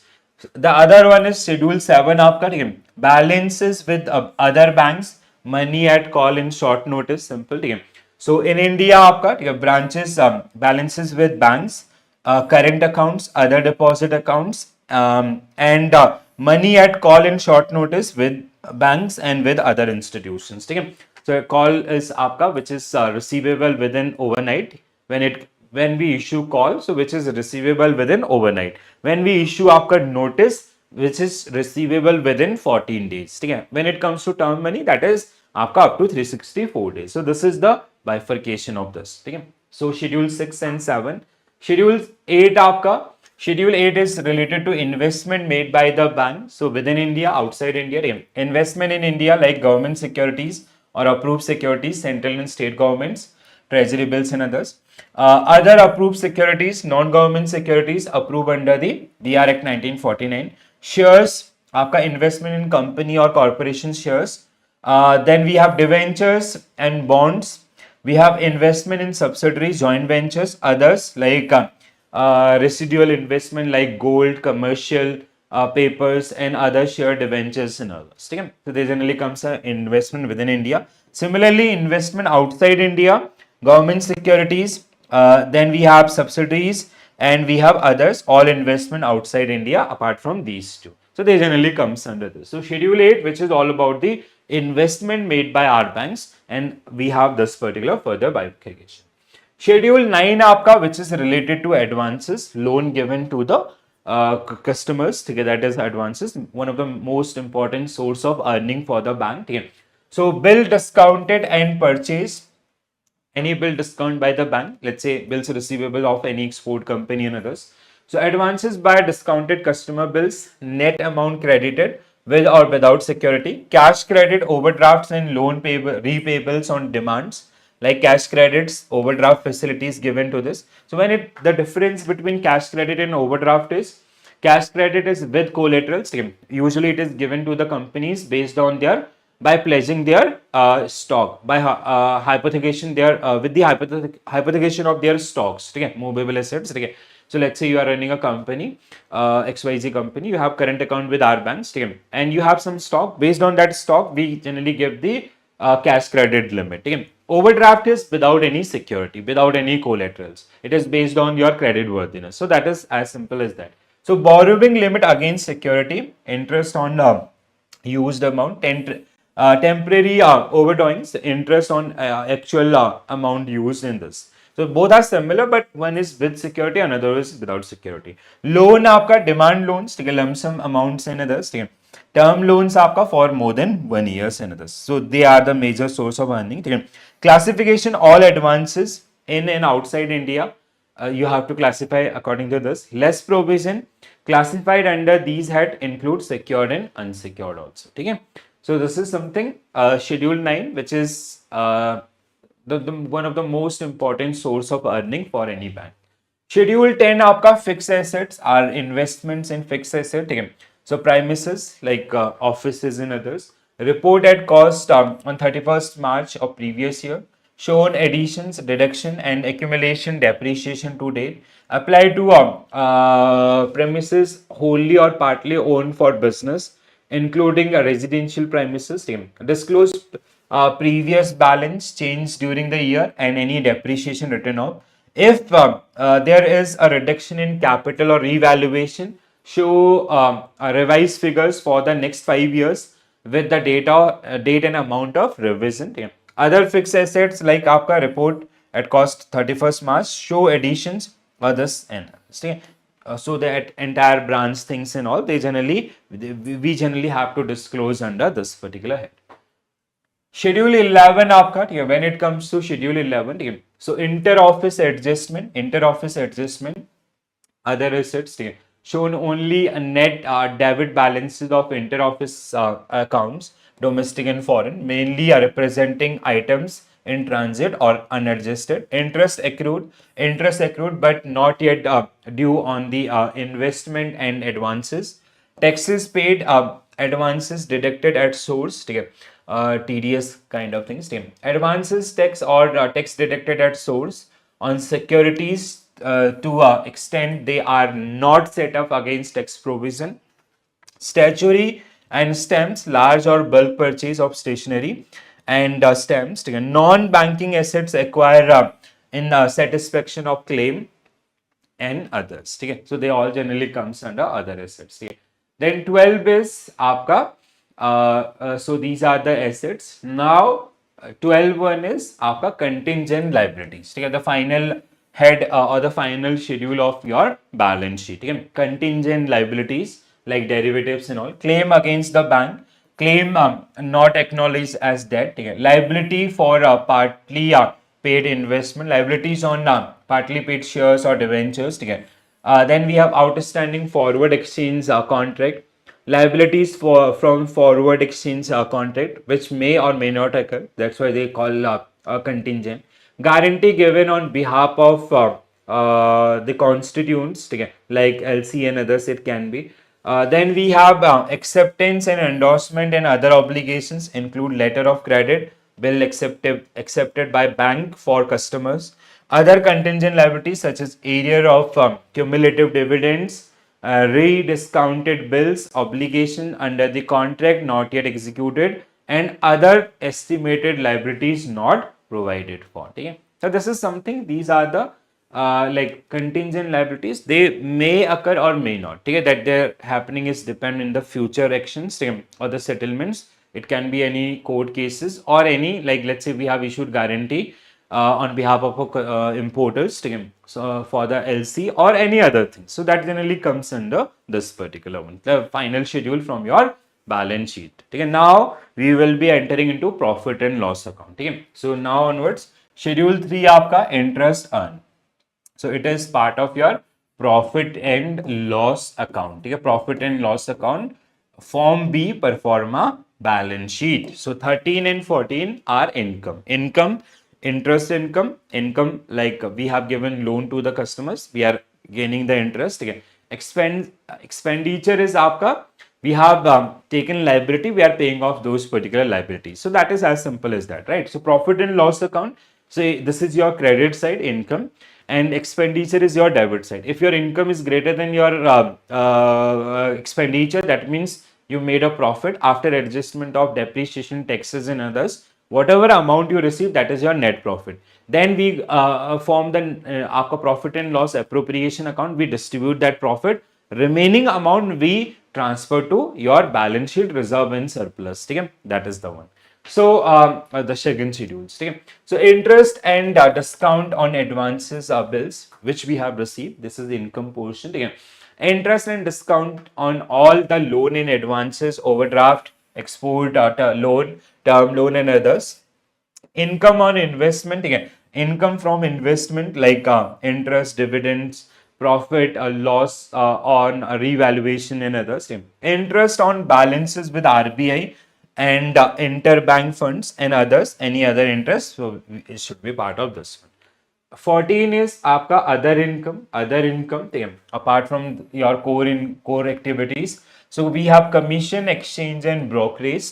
Commission for service like collection, transfer, letter of credit, guarantee, government business, consultancy, brokerage, etc. Profit on sale of investment.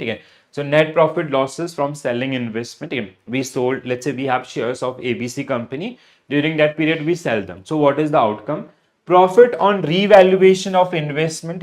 So let's say we have 100 kg golds in as a proprietary position of the bank.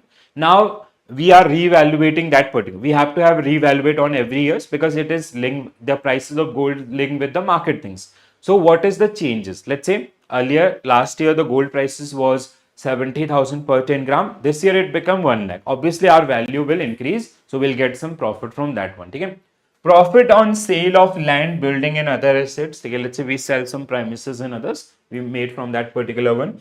Profit on exchange transaction, that forex transaction and all. Income from dividend. So we have holding in some companies, they release dividend during that particular period.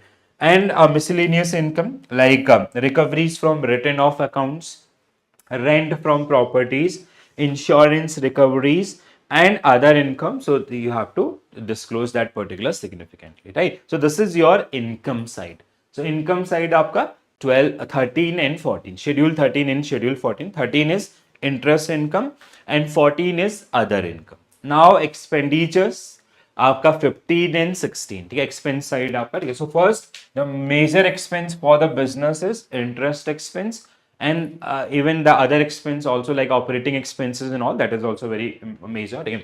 So interest on deposit, interest on all deposit type banks and other securities, interest on RBI interbank borrowings, others आपका interest discounted on borrowings, refinance from the financial institution and others. Operating expenses आपका your day-to-day expenses like rent, salary, utility and others. So payment to provision for employees, आपका salaries, wages, allowances, rent, taxes and lightning, printing and stationery, advertisement and publicity, depreciation on bank property, director's fee, allowances and expenses. Okay, this is we have a separate one. This one, please do remember this one. Okay? It comes under other income. Okay? And we have a separate head for this. Auditor fee and expenses, law charges, postage, telegram, telephone, etc. Repair and maintenance and insurance premium paid आपका. So these are the major expenses which generally comes under 16, and this is all about your all the schedules of a banking company. Okay? So first we have the first 12 schedules which generally belongs to your balance sheet. Okay? For out of 12, 5 belongs to liabilities, capital and liabilities, and then remaining 7 आपका your asset side. Then profit and loss account, others 6 schedules which include your final determination of profit and loss as well as note to accounts. So, but even if you'll open your book also, so they have explained all these 7. The outcome is like, let's say if your income is 5,000 crores and your expense is 2,000 crore, that means during that period you made a profit of आपका 3,000 crore. Then you'll minus the taxes and others. Then you'll do the appropriation. The distribution of this 3,000 crore. Let's say we distributed 1 crore in form of dividend or interest and others to the shareholders. The remaining 2 crore rupees. So remaining 2 crore rupees we will transfer to our balance sheet, and that will be part of your reserve and surplus. Okay? So this is all about your balance sheet. Final account of a banking company. The construction of password, how you'll like what you'll suggest to your customers. Okay? And apart from that, the advantages of computerization in banks and others, that is the related one. Okay? So first we will be discussing the concept portion in detail. Then just after that we will be practicing a set of questions covering each and every subtopics which is generally part of your curriculum. All right. So let's start the discussion, team. So first, when it comes to computerized accounting, nowadays, like everything which is generally handled through the computerization in the bank itself, it is start from the opening accounts to the accepting deposit, landings, or any other activity also, right? And all these activities, they generally work on automation. So we use different softwares, and these softwares, they help us to generate these particular transactions on easy manner, as well as the speed, accuracy and others. These are the different features. So when it comes to accountancy or the overall activities, So we have these major activities, like that is start from the journal entries or the record keepings. Then we have separate ledgers, we have trial balance, we have reports, we have interpretations. And when we do these kind of things by the help of computers, so that is generally known as your computerized accounting, right? So accounting system perform four major functions, which is capture business transactions, then use these entries to prepare financial statements, prepare statements according to accounting standards, generate various financial reports. So when these functions are carried out using computers, it is generally known as computerized accounting, okay, which we generally do on daily basis in our branches, right? So the main feature of computerized accounting. So what are the advantages and the main features of computerized accounting? So why this become why everyone is moving toward the digitalization or the computerization things? Okay. So it help us to acquire the speed first. Okay. So now you do not have to enter manually things, and things are kind of based on the automation. Let's say there is a customer who deposited cash in his account, in his saving accounts. So you just have to make one single entry, and even sometime that is also automatically handled when customers they use cash machine or the deposit machines and all through ATMs and all. So by making that single entry, let's say you credited that accounts whatever amount is deposited by the person, so the rest, the overall balance or the overall CASA deposits, or the overall portfolio of bank will automatically get generated. You do not have to do separate entries for all these particular things, right? So computer process task much faster, allowing large volume of transactions to manage by fewer peoples in less time. Then accuracy, so it is completely based on the commands given to that computers. If those commands are correct, so there will be 100% accuracy or the data will be error free, right? So machines when correctly programmed minimize the errors and produce a precise result quickly after the data entry. Let's say in manual accountings there is some issues. Let's say we credited account by 10,000.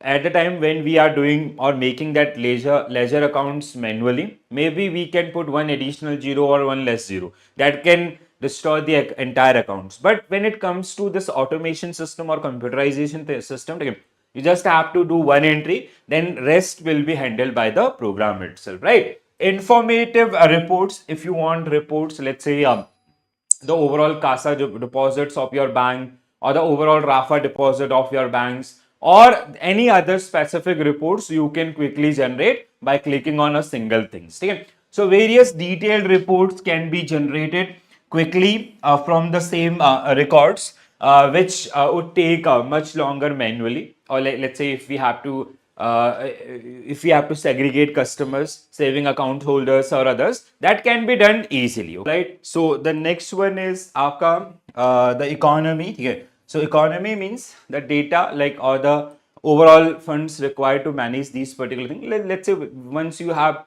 adopted that particular systems and also cost wise also it is easy. Okay. So computerized accounting reduce cost by replacing extensive manual labor with efficient, affordable, and technology. So these are very simple one. Okay.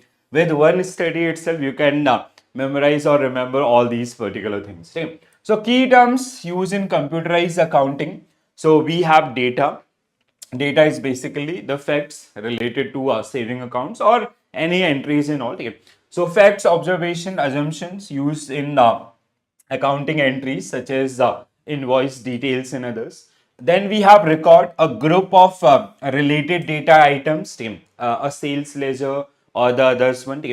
Data files आपका a similar set of data, like for saving account we have a separate list of the saving account customers. For FD we have different, or for retail banking segment we can have a separate report. So for wholesale banking we can have a separate reports. And system, the components that process data, basically, which include your hardware and softwares, produce result. In computerizing accounting include hardware, your machines and others, computers, softwares which we use like bankers and others, and peripheral links like your mouse, keyboards and others which we use in this one. Okay? So this is something आपका, these are the major elements which are part of the computerized accounting itself, right? The advantages now, what are the major advantages of computerized accounting? Now you guys are thinking like this is very simple. Yes, it is, right? That's why the weightage is max to max 1 marks. You'll get half marks, 2 questions. If you'll practice through the question itself, you will be able to score this particular one. So advantages of computerized accounting, it provide accurate data, high speed and low cost, which we have discussed earlier also. Various report from same data. Let's say if we have to generate the different reports, let's say if we have to generate we want account holders whose balance is more than 5 crores, you can within a single click you can generate that particular report. If you want separate record for saving accounts or current accounts, that is possible. Error free mostly आपका, if your system is properly programmed, so that they'll release the error free data itself, right? Automatic record completion, as I gave you initially one example also. Let's say you did one entry of credit, so it will with the automation it will automatically add the overall balance in others, right? Then we have multiple printout options also. If you want to generate multiple reports, that is also available. These are some major advantages. So this get asked so many times in your examination for half marks. And this time there is a question around the disadvantages of computers. So when it comes to disadvantages, we do have limited disadvantages, but they are like you have to remember. First one is आपका special programs and professionals are required for this one. Like let's say all the public sector banks, especially the PNB and others, nationalized banks, they are using softwares आपका Finacle, which is provided by Infosys. So the maintenance of that particular software is bit high, right? Or the customization of that particular software is at higher cost. And let's say we have TCS bankers in SBI or some other bank also. So these are some things which we required for this particular one, and we need some professionals who can handle those particular systems or software itself, right? So special programs are required to enable computers to carry out accounting operation that can be written only by the programmers. Thus, an efficient computerized accounting system and its program are sometimes costly itself, right? The another one is qualified staff required for operation, like even for us also. So before working on those particular system, we need a solid practice or a solid training so we can execute transaction effectively. If we will give one wrong commands, it will destroy the entire system also, right? So only technically qualified persons can operate computers. So accounting staffs has to be initially trained in computer operations. Costly computer peripheral and stationery आपका, ठीक है. So a computer require peripheral for storage, printers and others. Then we have regular backup is required, ठीक है. And computer virus. This is a concerning thing, ठीक है. So like if there is some sort of computer virus, it can be, or any external threats to those particular systems आपका who generally breach the security. So to prevent that particular one, we need some sort of antivirus and all. Okay, that is the one. So these are some major disadvantages if you compare with the manual accounting. But if it comes to the overall comparison between advantages and disadvantages, obviously they have higher advantages side and all, right? So now scope and experiences of computerization in banking. So when it comes to scope and experiences, so nowadays our entire banking system which generally works on computers. Without computers we cannot imagine in this the entire system, right? So earlier we used to do that manual accountings and all, so that used to take lots of time. But nowadays even it is demand from the customers also. They need quick even if it is about the account opening or loan sanctioning or any other services, like let's say if we are giving some sort of third party products and others. And even if as a bank, if you want to be competitive, so our focus should be toward the marketing and all.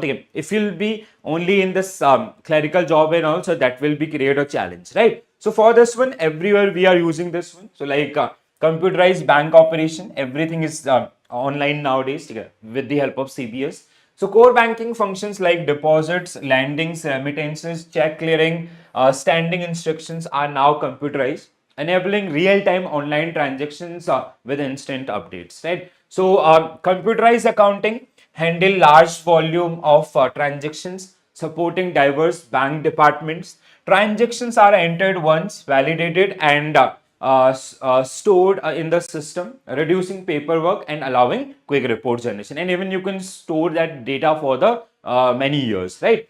So accepting deposits आपका computer make managing fixed deposit, reinvestment, recurring deposits, and special schemes easier with automated reminders, renewals, and interest calculations also. So lendings आपका ठीक है. So customer nowadays they generally apply online most of the time, ठीक है. Like apart from some specific cases, but most of the time they go with the online things and all, especially for the small loans and others. But when it is comes to the आपका business appraisals and all, ठीक है, they can apply online or even they can visit the branches also, ठीक है. So then remittances, all type of NEFT, RTGS, IMPS, and even the other small products आपका like transactions through the UPIs and others. Then we have clearing of check. So now, like as per the NPCI, now they have given key you have to clear that check within a day or within hours. आपका ठीक है. So that is something is possible with the help of computers only, right? Earlier it used to take आपका 2 days, 3 days, 4 days. So standing instructions, like this is something where customers they have given some sort of auto debits and all, so they do not have to visit branches, or even as a banker we do not have to take care around that EMI's date or the date of the deductions or others. So that is directly handled through this one. And centralized banking आपका ठीक है, so they can access their accounts through different channels. It can be mobile banking, ATMs, a branch, or the other one also, and they can access their account anywhere in India. So that is something which is generally part of this one. So the scope and advantages that got increase in past, and it is keep increasing with times. So core banking components. So when it comes to core banking components, it include, so core banking is delivered as a set of integrated core banking components that are then tailored to fit the institution's individual business requirements. These components can be easily reconfigured as business requirement changes, protecting the organization's strategic investment and maintaining a unified business approach. So we have आपका financial institutions infrastructures, ठीक है, that system or networking everything, and the product build whenever we are designing our products, so they are directly aligned with this particular one, ठीक है. So that is something like, let's say if you are offering some new product like FD, so that FD is available online also. If customer want to onboard online, so they do have that options. Or even as a banker for us also, let's say if we are any customers is requesting FD from their saving accounts, so we can directly interlink those particular one without doing any sort of the re-KYCs and others. So that is directly linked with that particular one. So bank customer management and customer overview आपका ठीक है, CRM things, and account administration आपका bank payments आपका, and bank management information, ठीक है, information management system that generally comes up. So everything, or one accounts or one account holders, if they are doing n number of transactions, they are dealing with n number of products or all the products of the banks. So with one centralized system, we are catering all those particular services, and this happened just because of आपका computerized accounting or CBS things. If we do not have that kind of things, so then they have to do open account, like for FD they have to do separate KYC, they have to fill the form and everything. That is costly for bank as well as for the customers, and it is very time taking also. But with this help of the computerizations, it become very easy, right? Standard practices for using PC, आपका personal computers and laptops in banking environment. So while we use that computer system which is part of our desk, so how we should use that particular one? Okay, that training is given during the induction while you join the bank itself. Okay? So about the security things or do's and don'ts, they generally part of this one. Like user responsibility, like for branch level, branch manager, they have different access, or a clerk in the branch, they have different access, right? So user must secure their desktop, preventing unauthorized physical and logical access. Okay. Then we have secure configuration. Hardware softwares must follow IT security guidelines, including antivirus, firewall, password enforcement, and disabling macros and regular updates. No unauthorized changes. User cannot alter the hardware system settings and install application without the approval from the information security departments. Then we have restricted software installments. Only approved and business essential softwares may be installed in that particular system. Control internet access आपका, ठीक है. So user must not connect to the internet or external network without the authorization to avoid any sort of risk. Password policy. Password must be least 8 characters. So which is alphanumerics, uppercase, lowercase, special characters and others. We will discuss this particular one in detail. Protection measures. Log out when leaving the desktop. Use password protected screensaver for sort of absences.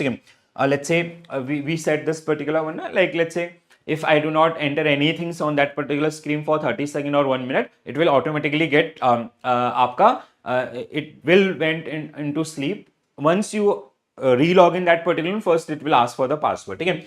So avoid leaving the terminal active mid transactions in core banking. Disable folder shares with other users over the network also. Okay? So this is something which is suggested by the IT departments and how we should use our computers or our laptop and PCs in the organization. So we can prevent data, or we can prevent any sort of malpractices in our organization or in our authorized areas. So password construction, this get asked so many times or almost every time. So like sometimes they'll ask you ki there's a customer who approaches you for the internet banking and all. So being a banker, what you will suggest for the password construction? Which of the following will not be your suggestion or will be your suggestion? These kind of things. So avoid personal name, initial name of family, friends, colleagues, or popular characters, or personal information like date of birth, address, phone numbers. Dictionary words or common patterns आपका जैसे query है 1 2 3 4 5 6 7 8. ठीक है. So don't use items with added digits like secret one and others.